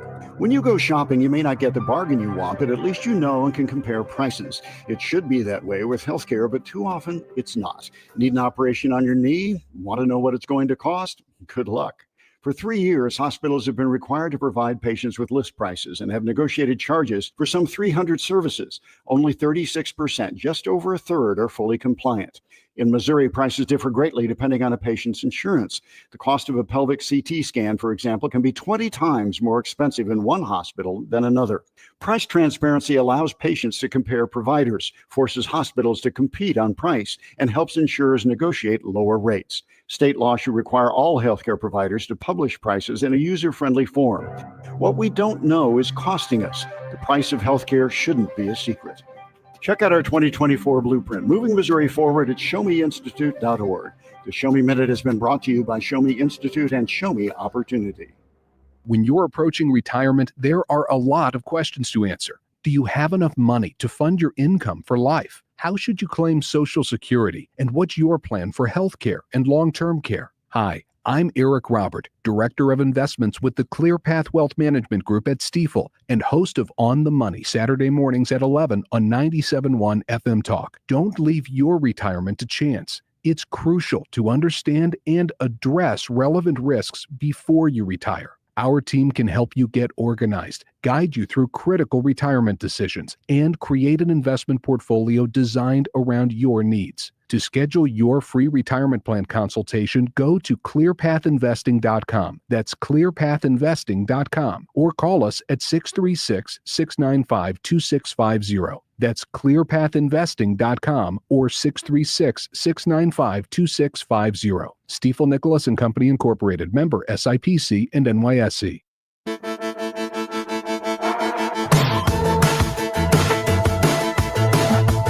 You're listening to The Mark Reardon Show on 97.1 FM Talk.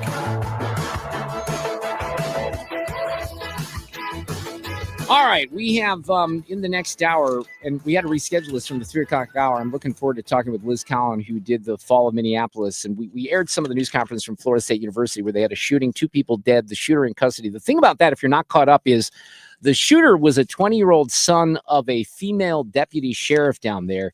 And that makes this a little different than most of the shootings, but we'll have more on that on Fox News coming up here at the top of the hour. Jen Say is back with us this afternoon, the founder and CEO of XXXY Athletics. She did an Emmy Award-winning documentary, Athlete A, on Netflix, but she caught my attention with some tweets about this new David Zweig book, which is called An Abundance of Caution, American Schools, the Virus, and a Story of Bad Decisions.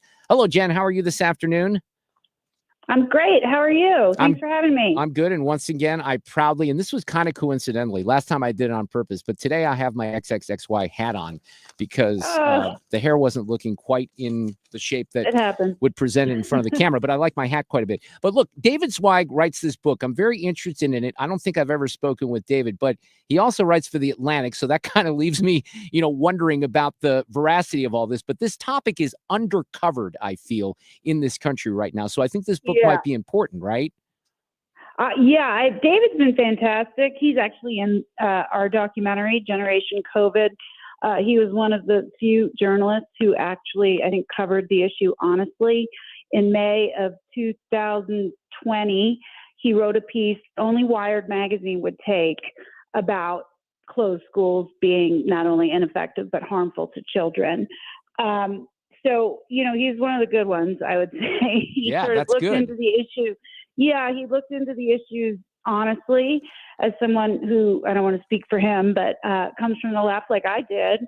He was willing to ask questions, and he did as a journalist, and he couldn't believe what was happening. And he pursued it doggedly for, 2 years since that first piece was published in May, and he now has a book coming out, which you're right, this has been undercovered. It's astonishing to me. It's more than 5 years since school closures, there seems to be sort of general quiet agreement that they were both ineffective and harmful and totally unnecessary, and that our kids are still struggling. And yet, there really doesn't seem to be any deep dive. No, there's into no this. accountability. Right. And all the people that shut the schools still have their jobs. So, there's all this arm waving about amnesty. Those people don't need amnesty. They all still have their jobs. They harm millions of children, and it's people like me who spoke out, who were right, that actually could use some amnesty. Yeah, no, I'm with you. Look, I this is one of the things that makes me the most angry about what happened 5 years ago, because I started teaching kindergarten that year. My daughter had Zooms for the first 2 months. Now, in fairness, our area here in St. Louis and in Missouri, we opened up a lot faster than other parts of the country, thankfully. But I remember that summer where I saw teachers in Detroit and elsewhere holding signs that said, "You're going to kill us if you don't wear masks and keep the students out." And then I would have to tell my superintendent here as we're approaching kindergarten, I'm like, I called it the Mark Reardon plan. Here's a plan for you. Get these kids in through 6th grade. You can maybe do something else with the high schoolers, but these little kids need to be in school and they don't need to be masked. Well, of course, they had a mask once they brought them back. It's horrifying to me what these kids went through. And the learning loss is very well established. I mean, we're not, pulling things out of thin air about the effects of all this. No, and no one wants to cover it. There are 50 million public school children in this country. Half of them were kept out of school for a year and a half. And I don't want to hear this garbage about the cities in America that say they brought kids back, but they came back 1 day a week for 3 hours. They were out of school.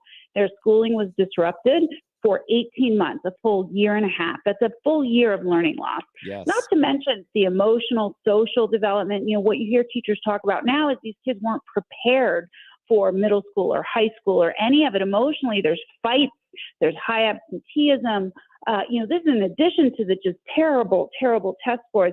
It seems to me the most catastrophic event for the children of America, certainly in my lifetime, and I'm pretty old, and no one wants to cover it. And you know why they don't want to cover it? Because they're complicit.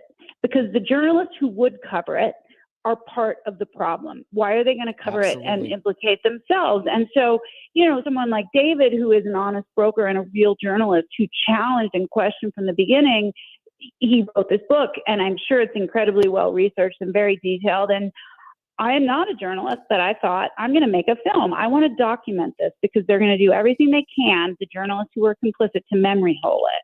And they do. Let me just tell you this. If you Google right now, New York Times, COVID and school closures, the 5 or so articles they wrote about how they didn't work, starting in 2022, that's what comes to the top, not the thousands of articles they wrote saying we need to keep the schools closed or everyone will die. Yeah. So it's already being memory holed 100%. And like I said, 25 million school children, the most vulnerable, the poorest.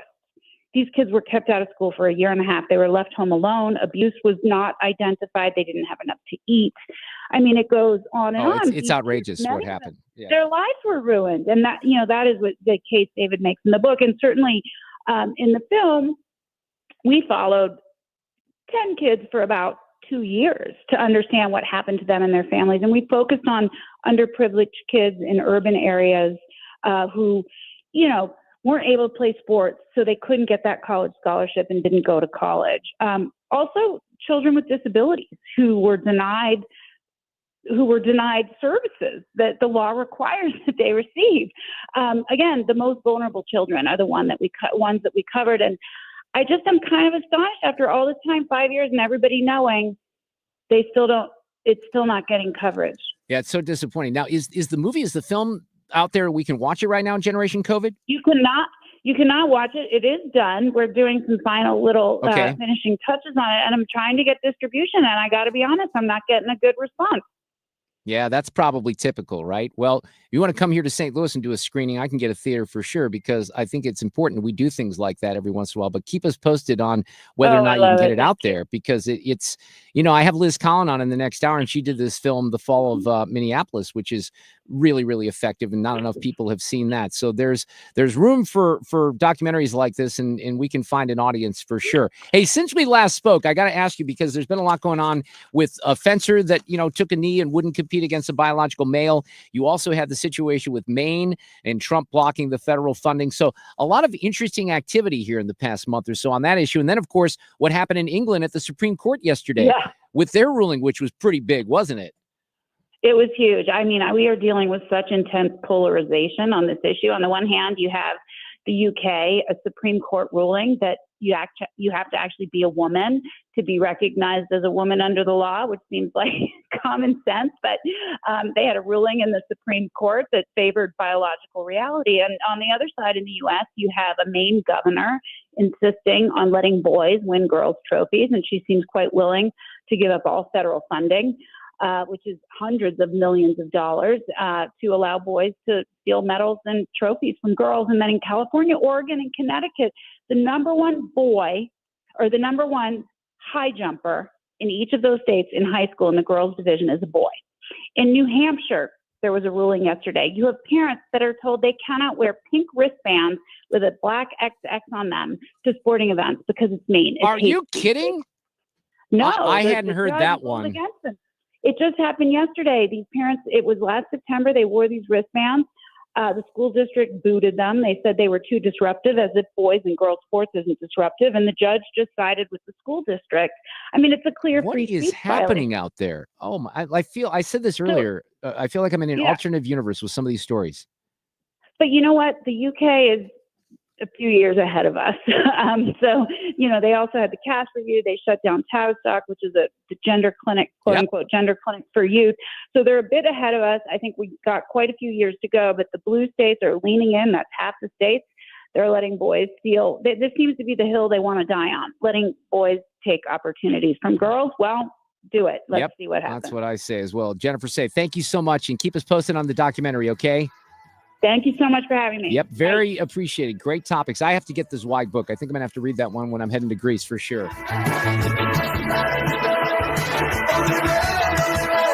Traffic from the 97.1 FM Talk Traffic Center.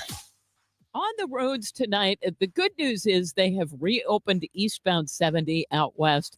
The bad news is, now this is approaching Wentzville Parkway. They still have one lane blocked in that area. This was all due to an accident. Well, they just reopened that, and they've moved the accident itself, or at least there's a vehicle on the shoulder now. So we are open in both directions on 70. Now, part of the map is showing that we're still closed near Wright City. So every time I look at that camera, it seems to be jammed behind that. So still watch out, and avoiding this area, not a bad idea. Now, the westbound lanes are fine, but we do jam from just a little bit west of 79 out through Wentzville. 64 is back to Highway N. We've got an accident reported now on southbound 270 before you get to Ladue Road. Heavy traffic behind that, then slow pockets that extend down through 55. Accident reported southbound on 55, and that's approaching 141. Look for a jam that goes back through 270. Also some volume on the Poplar Street Bridge and on southbound 55 at Bates. I'm Sue Thomas with traffic at 97.1 FM Talk. Brought to you by your local Lennox Premier dealer, Scott Lee Heating. Make sure your home's heating and cooling system is being cared for by your local Lennox Premier dealer, Scott Lee Heating. Special savings opportunities and federal tax credits are available, so call 314-756-9444 or visit online at scottleeheating.com. We all know that the tax code is a little nuts. I mean, that's probably an understatement. And we've saved all this money for retirement, or not that much, depending on what you've been doing. But do you have a plan for it? I mean, you want it to go as far as it possibly can. And fiduciary advisors from financial and tax architects know the tax code and know how to make your money go further. And what they do is put on a class. It's an adult education class. It lasts for 3 hours. But they tell you everything you need to know. This is how you reduce your taxes. This is how to maximize Social Security. They go through everything, and they hold these at colleges and libraries throughout the area for free. but they ask that you bring 3 canned goods for St. Louis Crisis Nursery. There are some openings left for this month, so just register. You might as well listen to the information. Call 314-947-2012. That's 314-947-2012. When you're trying to find quality candidates, all the searching, screening, and interviewing can become a job itself. You need Indeed, the all-in-one platform that makes it easy to interview, screen, and hire quality people. Visit Indeed.com/credit. Don't get lulled into believing the IRS is getting soft. It's just the opposite. Hi, this is Lance Story with the Lance Story Law Firm. We are being told by IRS collection officers that their higher-ups are demanding that they get more aggressive than ever. So don't ignore them any longer. Level up. If you have unfiled returns, unpaid taxes, levies, or liens, call the Lance Story Law Firm today and let us get between you and the IRS. We'll protect your rights, including your right to appeal or even your right to take the IRS to tax court. Remember, IRS problems are legal problems, and they need to be handled by an expert attorney team who's done it for decades. So call the Lance Story Law Firm today. We're local. Our office is right here in St. Louis, or visit Lance, D-R-U-R-Y, law.com to schedule your free consultation with your local tax resolution law firm, the Lance Story Law Firm, 314-260-6120. The choice of a lawyer is an important decision and should not be based solely upon advertisements. Farming's hard. To feed the world, farmers have to work the land, brave the elements, and fight the battle against weeds. Weeds reduce crop yields, so prices go up and everybody gets less to eat. But 50 years ago, farmers got a new tool to fight weeds, glyphosate. It kills weeds while protecting the harvest. Time and again, it has been approved by the EPA and by leading regulatory bodies around the world. It helps enable practices that reduce erosion and keep soil healthy, which is good for the earth. Farming's hard, but it's a little easier with glyphosate. Learn more at go.bayer.com/glyphosate. Paid for by Bayer. Well, unfortunately, one of the stories of the day was a shooting at Florida State University with a couple of twists that are interesting. With the very latest on Fox News coming up right now. KFTK FM Florissant from the Kaufman Townsley St. Louis's Injury Lawyers Studio. Call 314-500-5000. That's 314-500-5000. All on the free Odyssey app. This is a Fox News alert. A deadly shooting on a college campus. I'm Lee Silasera. It happened this afternoon at Florida State University in Tallahassee when police say 20-year-old Phoenix Eichner, a student at the school, opened fire, killing 2 people and injuring 6 others. Police say the 2 people who died were not students. Leon County Sheriff Walt McNeil says Eichner is the son of a deputy sheriff. Our Deputy Eichner has been with the Leon County Sheriff's Office for over 18 years. She has a tremendous job that she's done. Her service to this community has been exceptional. Unfortunately, her son had access to one of her weapons. FSU President Richard McCullough. This is a tragic day for Florida State University. We're absolutely heartbroken by the violence that occurred on our campus earlier today. The accused gunman was shot and wounded by police. A motive for the shooting is not yet known. In the Oval Office a short time ago, President Trump was asked about strengthening gun laws. He said he's a big advocate of the Second Amendment. It's a shame. I'm just hearing about it now. I just hear about it. I know the area very well. I know the school very well. I know everything about it. It's Florida. As far as legislation goes, the president said it's been going on for a long time. On the court battle over his executive order on birthright citizenship, the president said it should be easy to win. They use it now instead, not for slavery. They use it for people that come into our country and they walk in and all of a sudden they become citizens and they pay a lot of money to different cartels and others. Earlier today, the Supreme Court kept on hold the birthright restrictions the president put in place, but agreed to hear arguments on the issue in May. Officials in Belize say an American man who hijacked a small plane in that country and stabbed people has died after being shot by a plane passenger. America's listening to Fox News.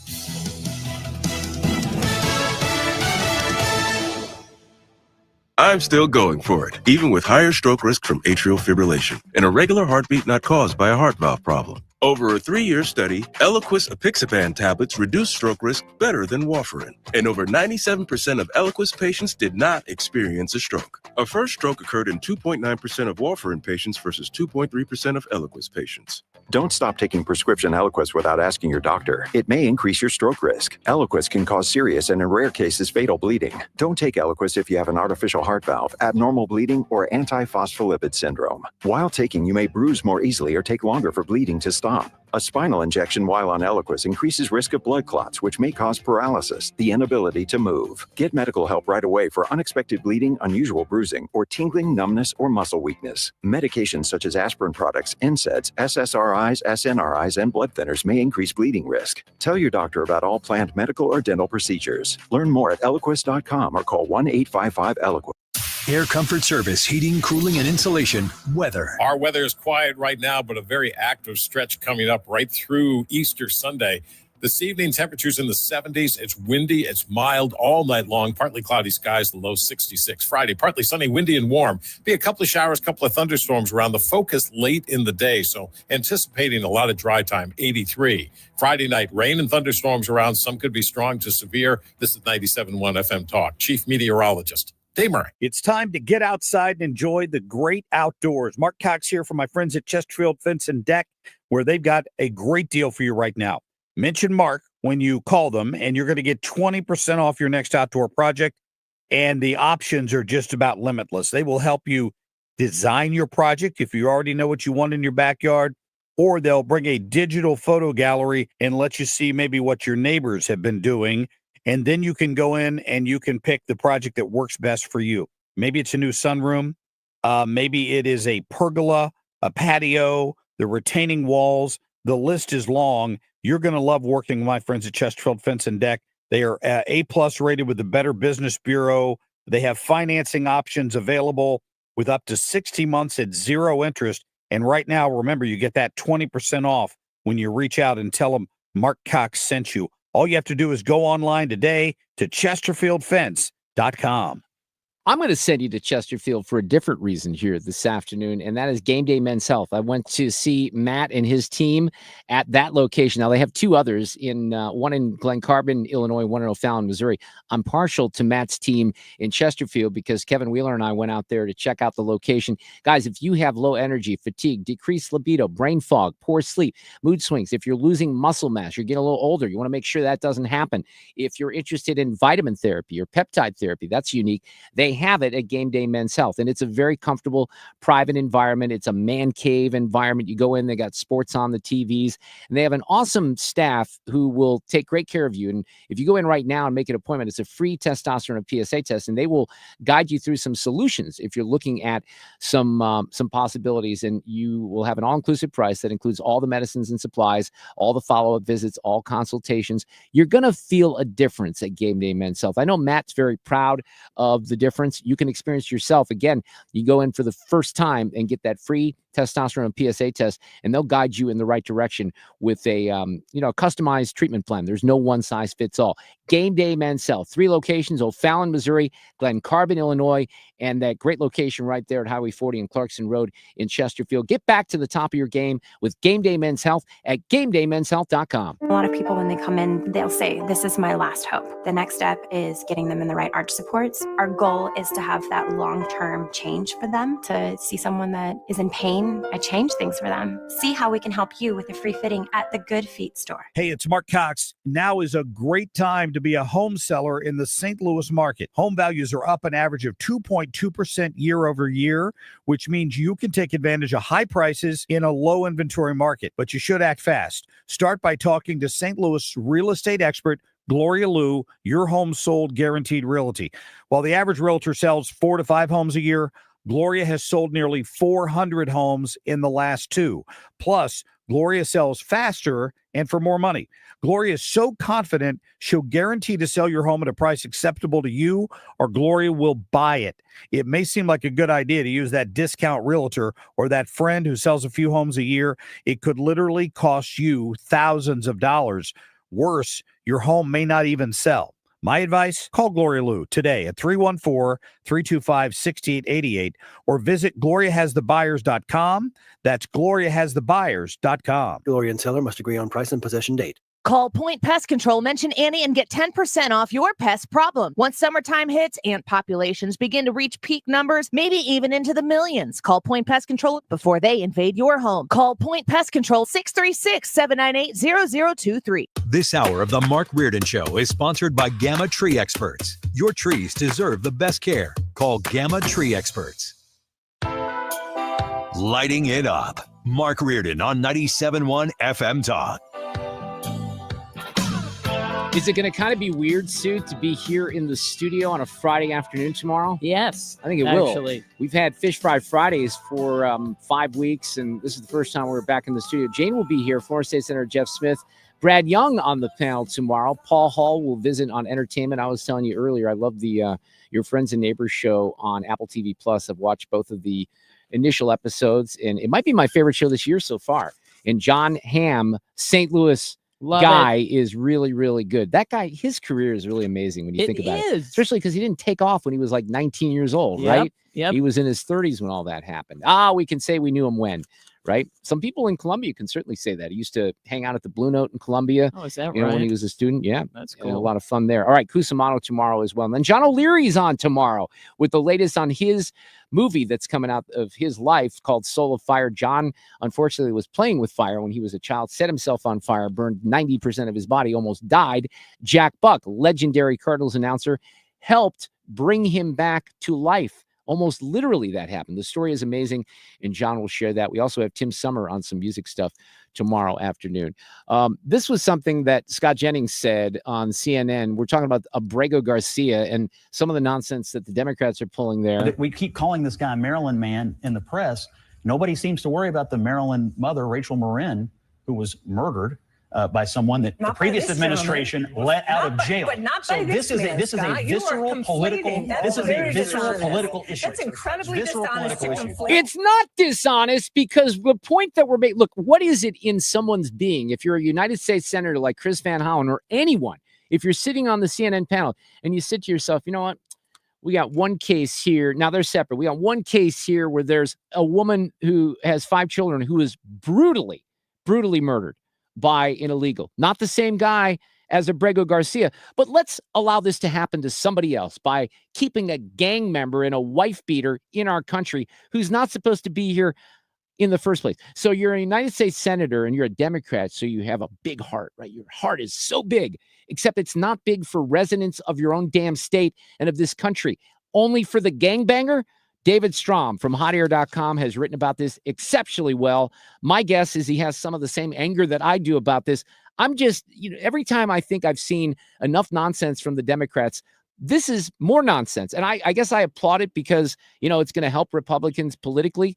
But this is crazy talk what they're doing right now. Well, and I have multiple feelings about this. On the one hand, I mean, it's just utterly outrageous. 2/3 of the country are going to look at this case and say, why was this guy here? I mean, he was supposed to be deported in 2019.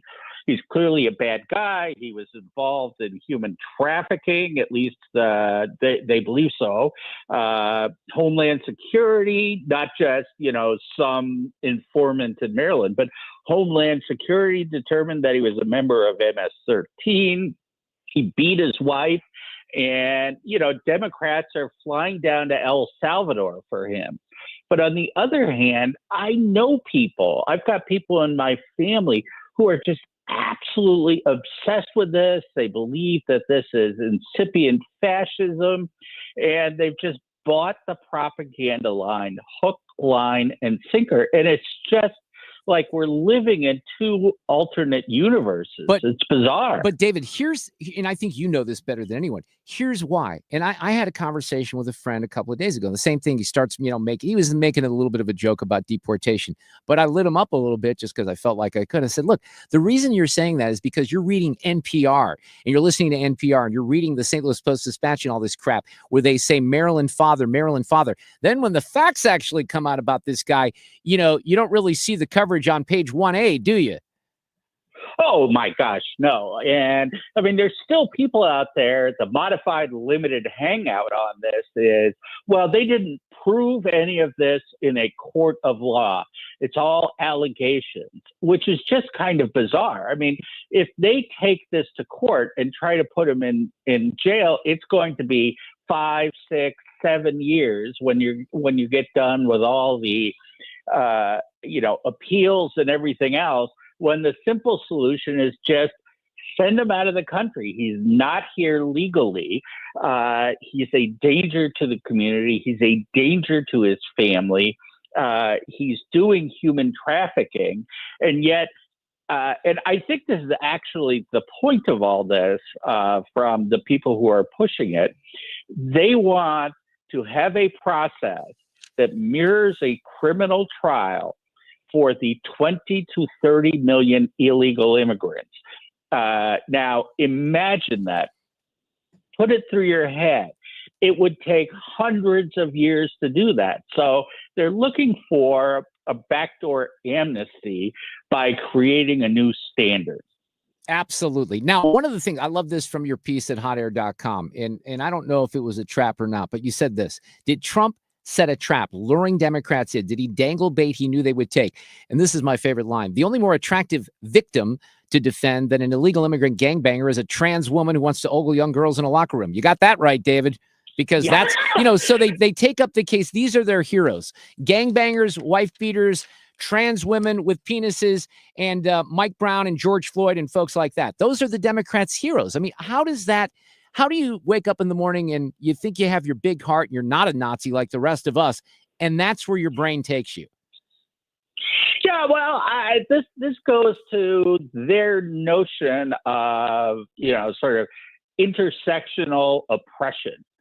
There's this sort of ladder of oppression out there. And so they say, well, we're going to be on the side of the victims. And so you start off and you're at the absolute pinnacle if you're a pedophile cross-dresser who wants to be in locker rooms. They are, practically demigods. And the people at the bottom are heterosexual, cisgendered white males who cause all the problems in the world. Essentially what they have done is created this inverted pyramid. The people who have the most, political sway and power are the people who are farthest away from normal. And so they always, think about criminal justice reform, think about, the fact that they're out there, for Hamas. Luigi Mangione is a hero. All of these things. It's insane. And it's not as if this is all, given the backdrop of millions and millions of people crossing the border illegally over the course of the last 4 years. It's really stunning how out of touch, how tone deaf they are with the rest of the American people. And I'm shocked. And you got Tim Walz out there. I didn't think that anyone could be more incompetent than Kamala, but he proves himself time and time again. Your guy up there in Minnesota. Yep. Weighing in on this stuff. Yeah, well, again, Tim Walz, his favorite, up here in Minnesota for 2-3 years, his favorite issue was the trans issue. And he's still pushing this. He believes this is the civil rights, issue of our times, although that has been superseded by protecting gangbangers from deportation. That's now the civil rights issue of our time. Well, he goes on MSNBC, and I think I might even have the audio for this because this was something. Yeah, listen to this. This is Tim Walz, your governor up there. I have come to understand what Donald Trump, what pops into his head and he says, he's going to carry it out. Once again, he talked about the tariffs. He talked about, he's going to deport people. And this whole thing with Mr. Abreu Garcia, it's that old wisdom and terrifying is if you're not speaking up for this man, there will be no one left to speak up for you. Yeah, let's think about that. So if you're not speaking up for an illegal with a deportation order who's a gangbanger and a wife beater, then you shouldn't say anything, right? That's his position. That is stunning. Well, yeah, and you flip it around. This is why it was so important for them to have the angel mom come up to the White House podium. Her daughter, a mother of, I forget how many, 5 or 6 children, gets murdered by an illegal immigrant, and no Democrat said boo about that. She's just, some white woman who's doing her white women tears. And, she obviously doesn't care about, the poor and oppressed. And yet they'll turn around and, think about the amount of time, energy, and effort they have put into defending a wife beater, human trafficker, gang member. And the only reason why they're doing this is because he's an illegal immigrant. Yeah. If he were not an illegal immigrant, they wouldn't give a They wouldn't whit. care. They That's don't- right. They Yeah. would. But you're right about that. They wouldn't. And to your point, they think that this is going to somehow be a message to the American people that the Trump administration is cracking down on the wrong people. I don't think they paid attention to the results in November at all. Yeah, well, I think that their strategy, and they do have a strategy about this, although I think it's a bad one. It's part of a series of stories that have come out. Here they're violating his civil rights. CNN had a story yesterday about a bureaucrat who died at her desk, a 55-year-old woman who was about 350 pounds, had hypertension, heart disease for, 20, 30 years. She had a heart attack at her desk, and they laid it on Donald Trump because he doesn't respect bureaucrats. And then today, I read a story of all places, the New York Post, about an illegal immigrant mother who, I kid you not, drowned her child. And they're blaming it again on Donald Trump because she was worried about getting deported. And you look at these stories and you say, how can you look at these and blame all this stuff on Donald Trump? But then there's this vast number of people who don't really pay attention to the details. All they're hearing is Donald Trump is a bad guy and look at how cruel he is. And so they're creating a vast amount of smoke. And anyone who knows and understands these things looks at this and says, these people are insane. But then you've got people who just casually read the news and they hear Donald Trump killed this person. He was responsible for the death of this person. And so it's about creating this sort of stink around Donald Trump. Even though the stink comes from them, not from Trump, what they're trying to do is get to the casual readers who are in my family, who are just like, Donald Trump is cruel. I know. I have people around me like this. Who's been really, and one of the things I love about the administration right now is they're not backing down on this and they're getting information out there. Carolyn was hardcore yesterday. JD Vance up on the X, formerly Twitter, and he got into it with Jesse Singal and others and basically said this: none of these people can articulate a deportation standard that, one, would satisfy left-wing critics of the administration's immigration policy, two, would satisfy their intuitions about what quote-unquote due process is required, three, that would be workable given resource constraints, and four, would permit deportation of most of the illegal immigrants allowed under the Joe Biden administration. They want to nullify the results of a Democratic election. It's that simple. It might be that simple because that's the way they're acting right now. Oh, I think it really is that. I mean, what they're trying to do is move the goalposts. So, you have one standard for deportation, which is very low. If you're an illegal immigrant, the balance, the assumption is you could be deported unless there's an extenuating circumstance that you're a refugee, which this guy isn't. They want to move that to a criminal court standard, which is you have to prove that they have committed a crime, and a heinous crime at that, in the United States. So, the guy's wife doing 2 police reports about how he beat her, about how he injured her child and all that, that doesn't count because you didn't prove it in court. And so suddenly they're demanding 30 million separate trials, which is logistically impossible and not required by law. But they're creating the standard out of whole cloth, which is essentially to create a de facto amnesty for all the people that Joe Biden let in unlawfully. Yeah. And when 80% of the country doesn't want anything to do with that. Yep. Yeah, well, that's why they're going to the due process argument, because people don't want the illegal immigrants here, but they're more sympathetic to the to the argument that, well, we have to do it right. Everybody agrees in principle that we have to do it right. But I compare this to there's a reasonable standard in the Constitution, like unreasonable search and seizure. Reasonability is one of the standards that's out there. Just like in civil law, you don't have to prove beyond a shadow of a doubt. You have to have the preponderance of the evidence. Well, it's unreasonable for, someone asks, well, what if a cop walked up and shot someone? You go, well, that's unreasonable. And then you say, yes, but the guy had a gun and he was aiming it at someone. Well, that's reasonable. So if you ask people the question, should police shoot people? The answer would be reflexively, well, no. I mean, you're not supposed to do that. But then you understand the circumstances and you say, well, you know what? Standards are different, different times and places.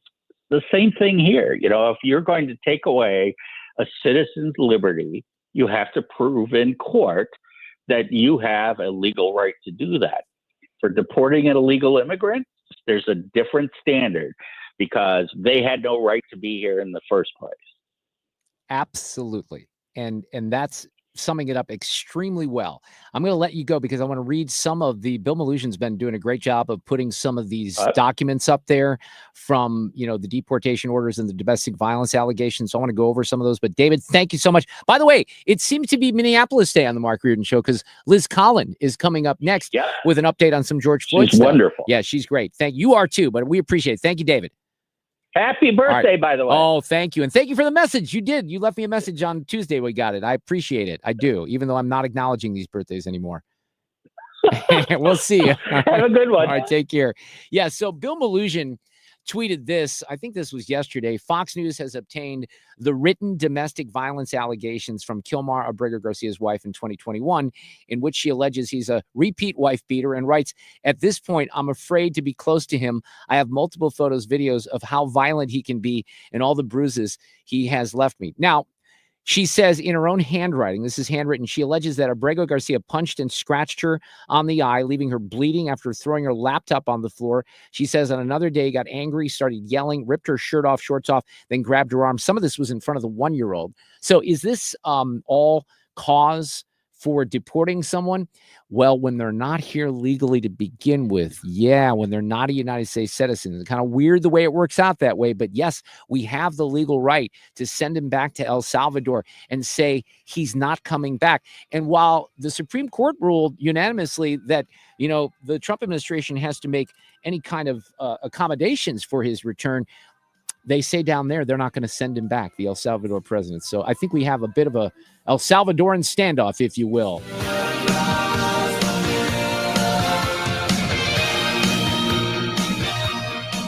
Follow Mark on Twitter at Mark Reardon KFTK and Instagram at Mark Talk. You're listening to the Mark Reardon Show. Traffic from the 97.1 FM Talk Traffic Center. If you are leaving downtown, westbound 70 is lined up at Jennings Station Road. Then it opens up a bit. It's much better out west now that they cleared the accident.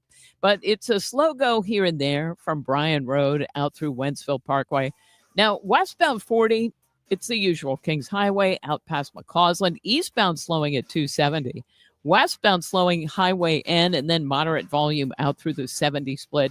Southbound 270, some volume, especially approaching Olive down through Doherty Ferry and again at 21. 55 slowing headed for Bates in the construction zone. 44 westbound jams in front of the Arch grounds. And if you're headed into Illinois, there's not a big stack up headed for the Poplar, but there's some volume on the bridge itself headed through 64. I'm Sue Thomas. That's traffic on 97.1 FM Talk.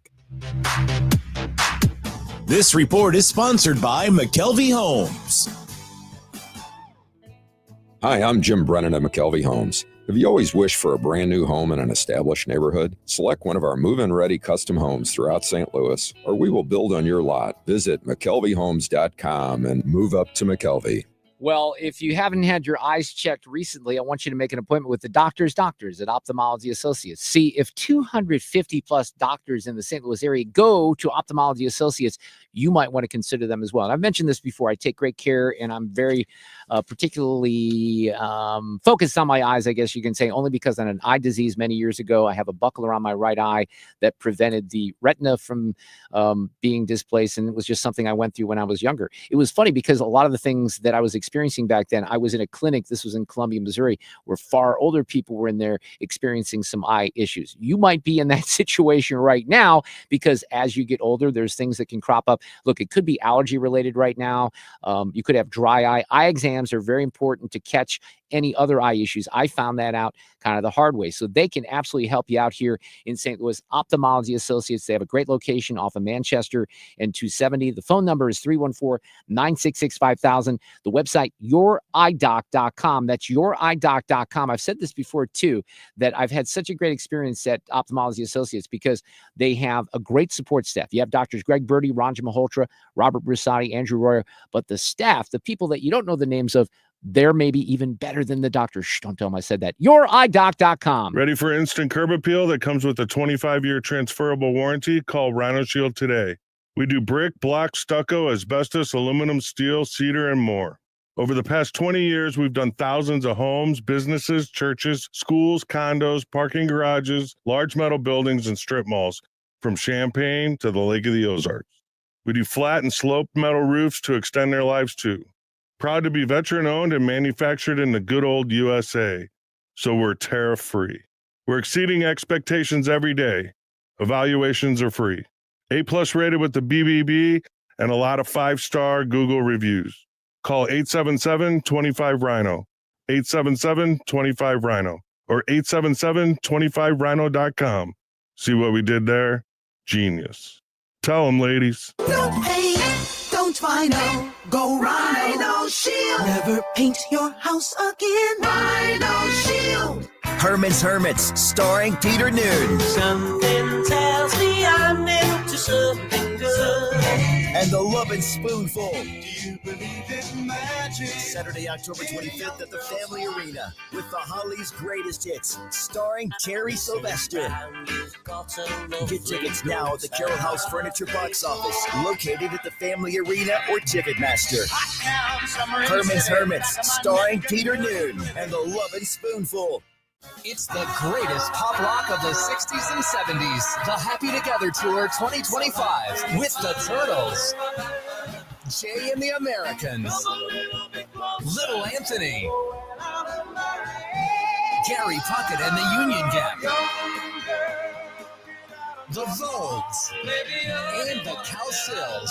August 21st, the Family Arena. Reserve seats on sale now at the Carroll House Furniture box office located at the Family Arena or Ticketmaster. It's time for a $98 AC tune-up. This portion of the show is sponsored by Jerry Kelly Heating and Air. Want to see Herman's Hermits starring Peter Noon and the Lovin' Spoonful for free? Go to 971talk.com/contests and register. You could win a pair of tickets to the show as easy as that. October 25th at the Family Arena. Enter at 971talk.com/contests. You can't write this. It's all real. You're listening to The Mark Reardon Show. Reardon Roundtable tomorrow at 3 o'clock. We're back in the studio after our Fish Fry Friday tour. Jay Duker on the panel. Former State Senator Jeff Smith and Brad Young will also be here tomorrow. All the fun stuff in the 4 o'clock hour with Paul Hall and Cusimano with some sports. John O'Leary, who is a legend here in St. Louis because of a very tragic story. He set himself on fire, almost died. There's a movie about his situation, his whole life, and what happened there called Soul of Fire. It opens later this year in the fall. And John, I just saw him on Facebook the other day talking about this because a lot of people, actually, I was at a fish fry with a listener a couple of weeks ago. We were talking about John. It was someone who knew him. And I said, man, that just kind of reminds me, when does the movie come out? Lo and behold, I saw John's post on Facebook, and there is some news about that. So we'll get that on. Tim Summer talking music tomorrow. He's one of our favorites on Friday afternoon. Liz Collin is back with us. She is an investigative journalist with Alpha News, and she produced the documentary, The Fall of Minneapolis, which I would argue is must-view TV. You have to see that. But she tweeted something the other day that caught my attention. There's always something up there in Minneapolis, as I indicated with David Strom, that's sort of interesting. We can talk about Tim Walz as well. Hey, Liz, how are you? Welcome back to 97.1 FM Talk in St. Louis. Hey, doing well. Thanks for having me back on. Appreciate it. Well, I wanted to, in particular, get your thoughts. You tweeted something out about the Star Tribune, which is the newspaper there in Minneapolis. And there were a couple of reporters. They said, this is Andy Mannix and Liz Sawyer with the Star Tribune. We're working on a story about conservative media's rewriting of the George Floyd saga. I love this. I can barely say it without laughing. And the recent push to pardon Chauvin. So I'll kind of let you take it from there. What were they asking you? And the way that they phrase some of these questions is quite entertaining, isn't it?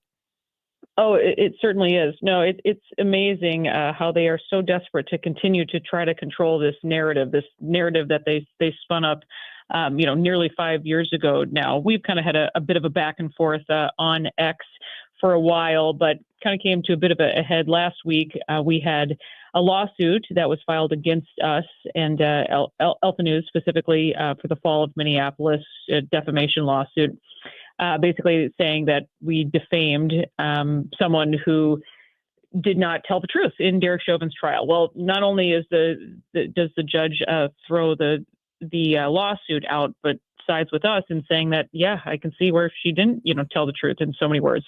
So anyway, the Star Tribune, again, Minnesota's largest newspaper, a very left-leaning newspaper, like many of them across the country, says that, they're reaching out for an interview. Keep in mind that I don't think they've ever interviewed me in the course of 5 years. All of a sudden, they seem to be interested. It's almost like they're trying to do damage control after this lawsuit got some attention. Keep in mind also, they reported on the lawsuit on like A1 and A2 of their newspaper, but when it was tossed out by the judge, I was on A9. Of course you were. Shocking, right? Yeah. That was buried. But yeah, they would like to, they're working on a story about our rewriting of the George Floyd saga. And I simply just fired back and said, do you actually, by rewriting, do you mean reporting the facts? Yeah. Of the case, which you've failed to do from the beginning. And then interestingly enough, one of their reporters who contacted me at the time, 5 years ago, he basically compared Derek Chauvin's actions to that of the raping of an 8-year-old girl. So I thought I'd get that jab in there as well. But these people are, I don't know, they're lunatics, and I can't even believe anybody even subscribes to the Star Tribune. I haven't believed that for years, but it's just wild. Well, we have one of those rags here in St. Louis as well that's kind of, living on borrowed air, and it's just disgusting the way that they cover stories. One of the things they said to you is, we will likely note that some of the claims in the documentary are factually inaccurate or lack some critical context. And they point out the Lane Kung body camera videos because they say your documentary describes them as what politicians in the media didn't want you to see. One of the reasons I think you said that is because media organizations and politicians didn't want you to see them. Exactly. And I mean, it's well documented. It was 2.5 months before anybody saw this body camera footage. And even then it was kept under lock and key at the Hennepin County courthouse. That's not disputed. And they just talk about, how they've fought for the release of that body camera footage. But it's not even the point. The point is that it was withheld for a reason from the start. Judge Peter Cahill, came out with that ruling. But there are so many things. Where were pictures? The Star Tribune of the training manuals that contained the maximal restraint technique? Where was your headline about how Thomas Lane called for an ambulance 36 seconds after George Floyd is laid on the ground? I mean, I could go on and on about all the details they've failed to mention. Liz, I've told people in the past couple of years, I said, just watch the first 10 minutes of this film, The Fall of Minneapolis, because you'll see some things in the first 10 minutes you had no idea happened. Yeah, and I would argue that they bring up this ridiculous claim about the body camera footage. How many people actually watched Derek Chauvin's full trial? I bet not that many. And that was really the point of the documentary, to just put it all in one place. But it is amazing. And I wanted people to see behind the scenes. And that's why I went ahead and posted this ridiculous interview request that popped up in my email inbox, because people need to see this is, it's not just, the people on the right that are spinning up this narrative that these are left-wing lunatics running these newspapers. They are. This is really what's happening. Here's their own words. You're never going to get the truth. You can't trust these people. I completely agree with that, more so than I ever have before. Let me ask you a couple of Minnesota-related questions. Liz Collin is back with us. Go watch her movie, The Fall of Minneapolis.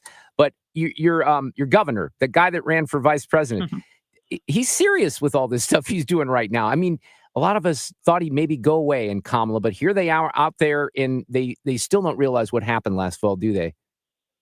Oh, it's provided endless material for us. I encourage people to check out alphanews.org, where I report. Alphanews.org. You can check out all kinds of stories about Governor Tim Walz and his antics. Yeah, he's going from state to state saying all kinds of ridiculous things. And in fact, just last week came back to Minnesota and he was heckled and booed and basically screamed at by a group of Minnesota veterans.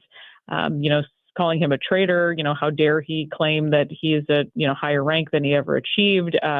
He's not exactly well liked in this state. So perhaps that's why he has hit the road as he has been over these many weeks. He is just a buffoon. And every time I see him, I can't even understand how people in Minnesota would have elected him in the first place. But, you do have a wacky state, right?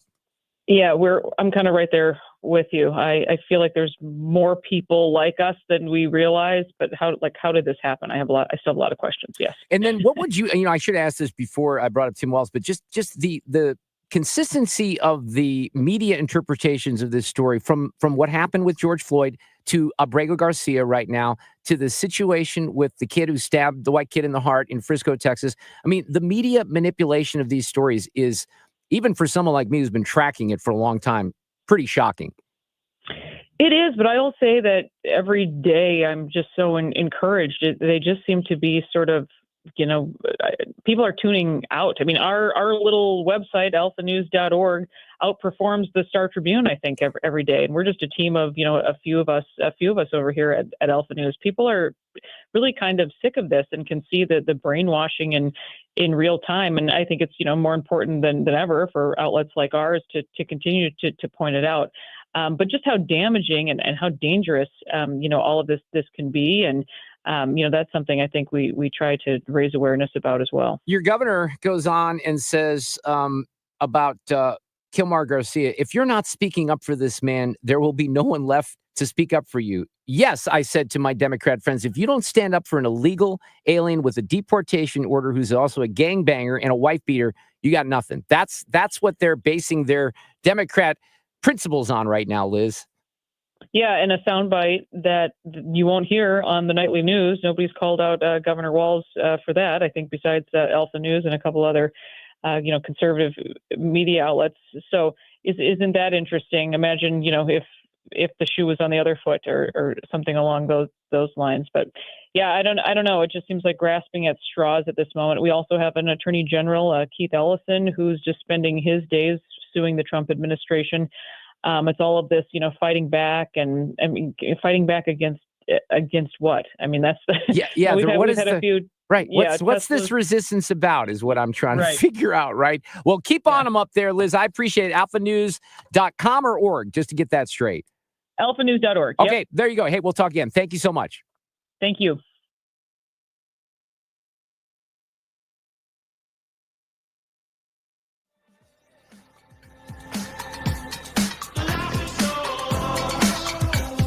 Traffic from the 97.1 FM Talk Traffic Center. On the roads this afternoon, if you are just leaving the office, let's say you're downtown, 70 westbound, some volume out of Jennings Station Road, a little bit past 94, and some moderate volume here and there between Bryan Road and Wentzveld. Now, 64, it's the usual volume there, only maybe a little lighter on this holiday week.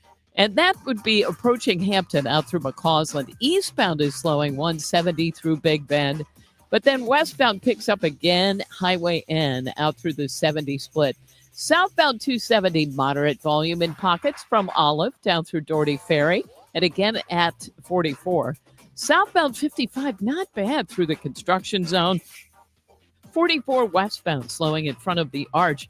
And if you're headed into Illinois, things look pretty good on the bridges downtown. This report brought to you by Overhead Door Company of St. Louis. If you need a new garage door, this could be your lucky day. Entries are now open for the $5,000 sweepstakes at Overhead Door Company of St. Louis. Enter now at overheaddoorstlewis.com. Can't win if you don't enter. Overheaddoorstlewis.com. I'm Sue Thomas. That's traffic on 97.1 FM Talk. You know, this is actually one of those days. Let me do it right now. I did not pay any attention to the stock market. We'll see where it landed. I want to talk about the retirement advisory group. Yeah, I was down 500 points. So it's kind of hovering around 39,000, not budging a lot off of that number right now.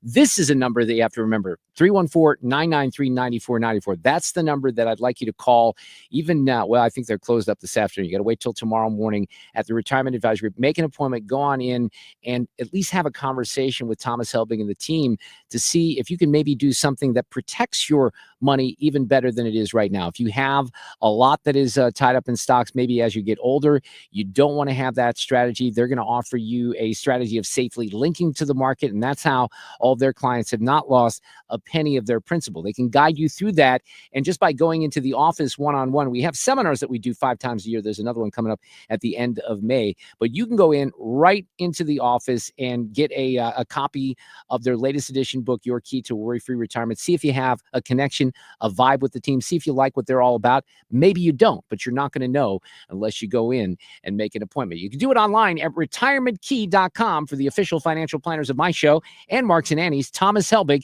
and the Retirement Advisory Group. Don't get lulled into believing the IRS is getting soft. It's just the opposite. Hi, this is Lance Story with the Lance Story Law Firm. We are being told by IRS collection officers that their higher-ups are demanding that they get more aggressive than ever. So don't ignore them any longer. Level up. If you have unfiled returns, unpaid taxes, levies, or liens, call the Lance Story Law Firm today and let us get between you and the IRS. We'll protect your rights, including your right to appeal or even your right to take the IRS to tax court. Remember, IRS problems are legal problems, and they need to be handled by an expert attorney team who's done it for decades. So call the Lance Story Law Firm today. We're local. Our office is right here in St. Louis, or visit Lance, DRURY, law.com to schedule your free consultation with your local tax resolution law firm, the Lance Story Law Firm, 314-260-6120. The choice of a lawyer is an important decision and should not be based solely upon advertisements.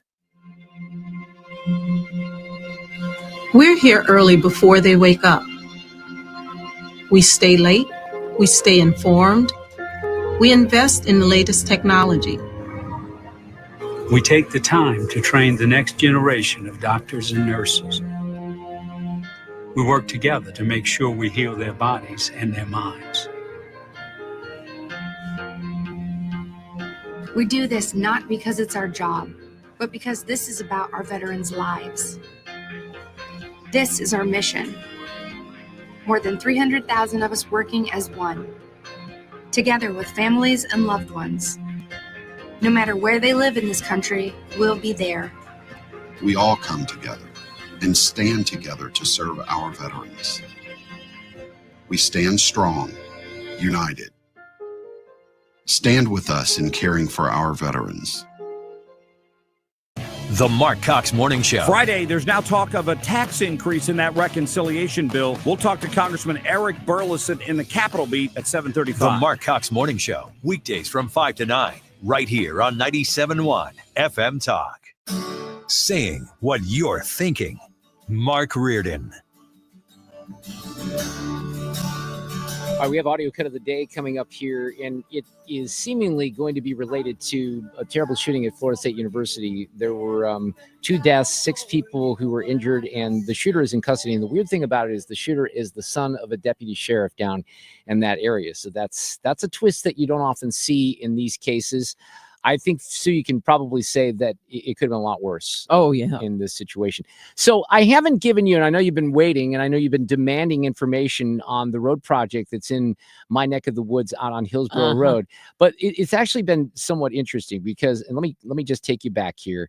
And there's a couple of lessons here that I want to share that apply to different things that the audience could relate to.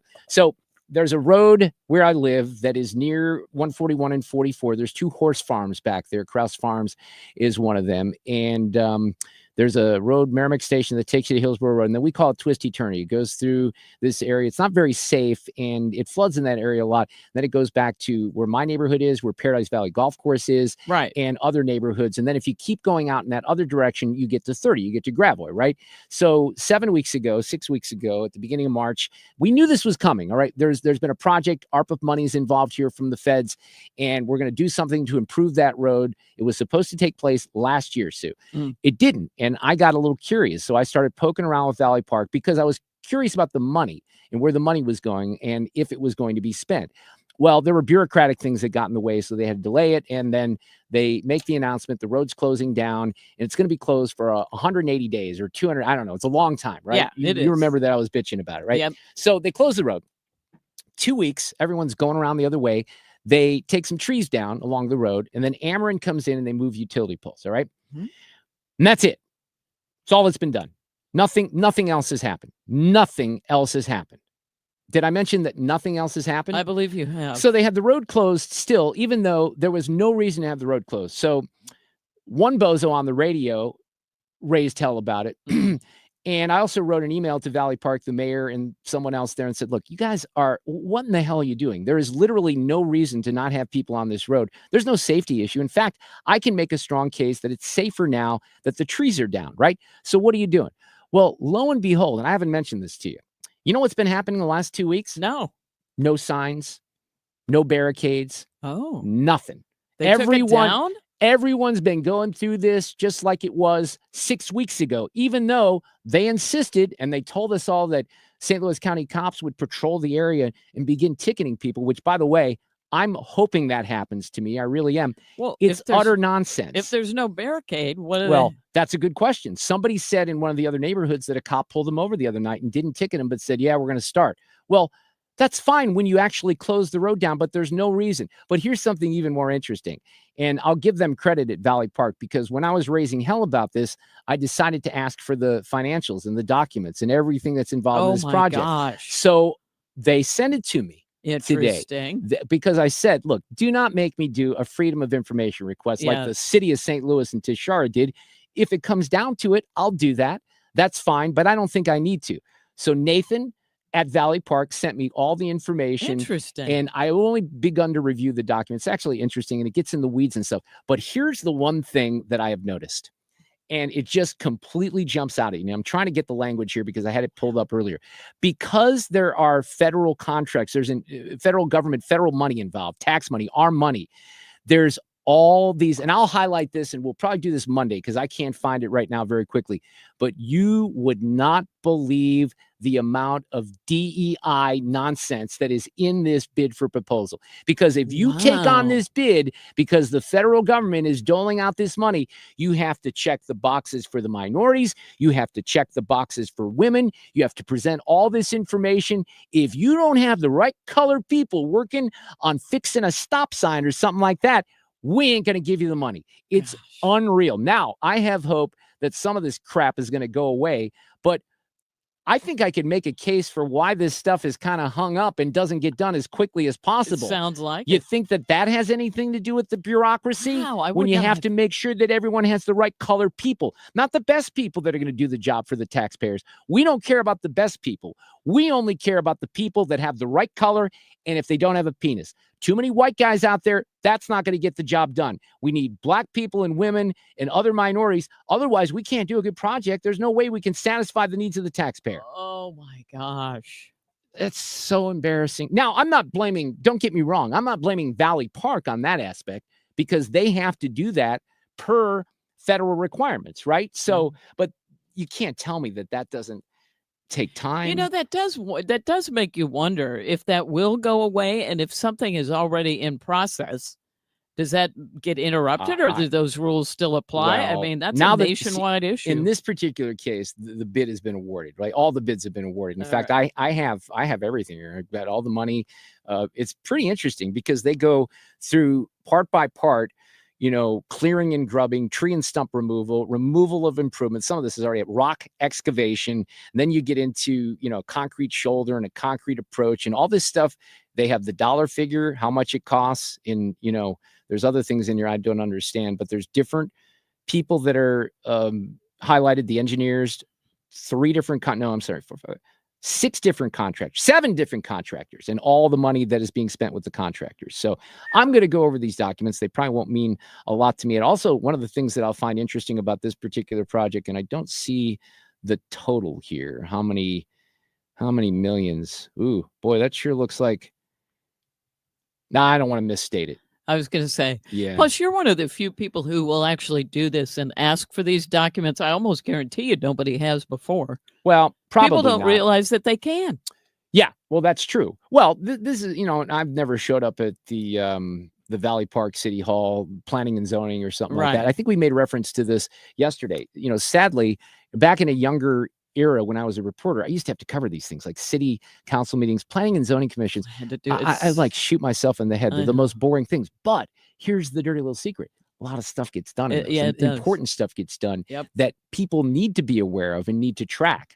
So I appreciate Valley Park cooperating, even though I'm a rabble rouser, but I do find it interesting. And I'm not going to take total credit for this, although I might have to take a little credit for the road being completely open for the last 2 or 3 weeks with no work being done. So congratulations on that. Stand by. Playback ready. Now, the audio cut of the day. All right, well, I hate days like this, but it happened again, this time in Tallahassee at Florida State University. At approximately 11:50 a.m., Thursday, April 17th, a gunman opened fire on the main campus of Florida State University in Tallahassee, shooting multiple individuals in the vicinity of the Student Union building. FSU police responded immediately, engaged, neutralized, and apprehended the shooter. 2 victims of the deceased are deceased, and 5 individuals have been transported to a local hospital with gunshot wounds. The shooter has also been transported to a local hospital. The 2 deceased are not students. The shooter is believed to be a current FSU student. So the other thing about the shooter, and I don't like to use the shooter's names, or we know who this kid is, but he is the son of a deputy sheriff. Eichner. And he's the son of a Leon County Sheriff deputy. Our Deputy Eichner, has been with the Leon County Sheriff's Office for over 18 years. She has a tremendous job that she's done. Her service to this community has been exceptional. Unfortunately, her son had access to one of her weapons, and that was one of the weapons that was found at the scene. And we are continuing that investigation into how that weapon was used and what other weapons perhaps he may have had access to. Well, I feel badly for a lot of people, including certainly first and foremost the people who lost their lives today and who were injured. But that mom of that shooter, her life is over too, right? Unreal. Hey, Sue, we're in the studio tomorrow for a Reardon Roundtable. Oh, that's weird. Looking forward to it. It starts at 3. This song seems to fit. We'll talk to you tomorrow. It's time for me to fly. It's time for me to fly. Traffic from the 97.1 FM Talk Traffic Center. Hey, there is some volume out there, but it's not as bad as it would be on a non-holiday week. Westbound 70 now looks good out of downtown. There's an accident reported just past the Rock Road before you get to 270, and that's caused a delay. Then some moderate volume out at Wentzville. Eastbound, some moderate volume headed for Forestell and Wentzville Parkway. And we do have some moderate volume on westbound 40. That's just at Clayton Skinker. Eastbound slowing at Big Bend. And southbound 270, there is a little bit of a slowdown at 55. This report is brought to you by Artistic Decks. I'm Sue Thomas, and that's traffic on 97.1 FM Talk. Artistic Decks, making your dream deck affordable for more than 20 plus years. Craft your deck with the highest quality materials with precision attention. Be the envy of the neighborhood. 314-280-0821. 314-280-0821. ArtisticDecks.net. I've gotten to know Mike Reynolds from Michael's Flooring Outlet over the last few years. He is an awesome guy. He's got a lot of passion for what he does, and they have had so much success at Michael's over the decades. And I mentioned the 3 locations are open every day of the week except for Sunday. Mike and the team get the day off, and they should.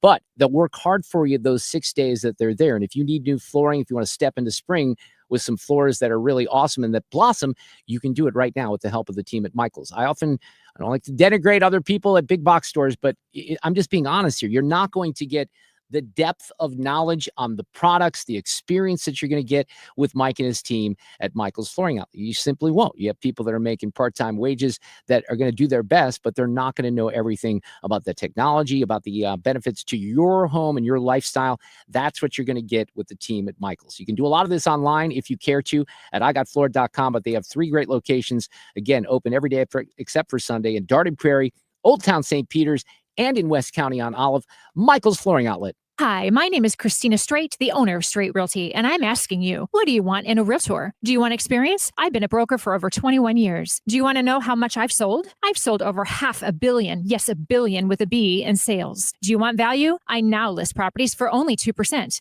So, if you're looking for all these things and want the best, then call me 314-441-4444. Why pay more than 2? You can also listen to my podcast on my website, straightrealty.com. Commissions are not regulated and negotiable. Straight Realty is a licensed broker in the state of Missouri. We, without hesitation, recommend that anybody work with ThrottleNet. The experience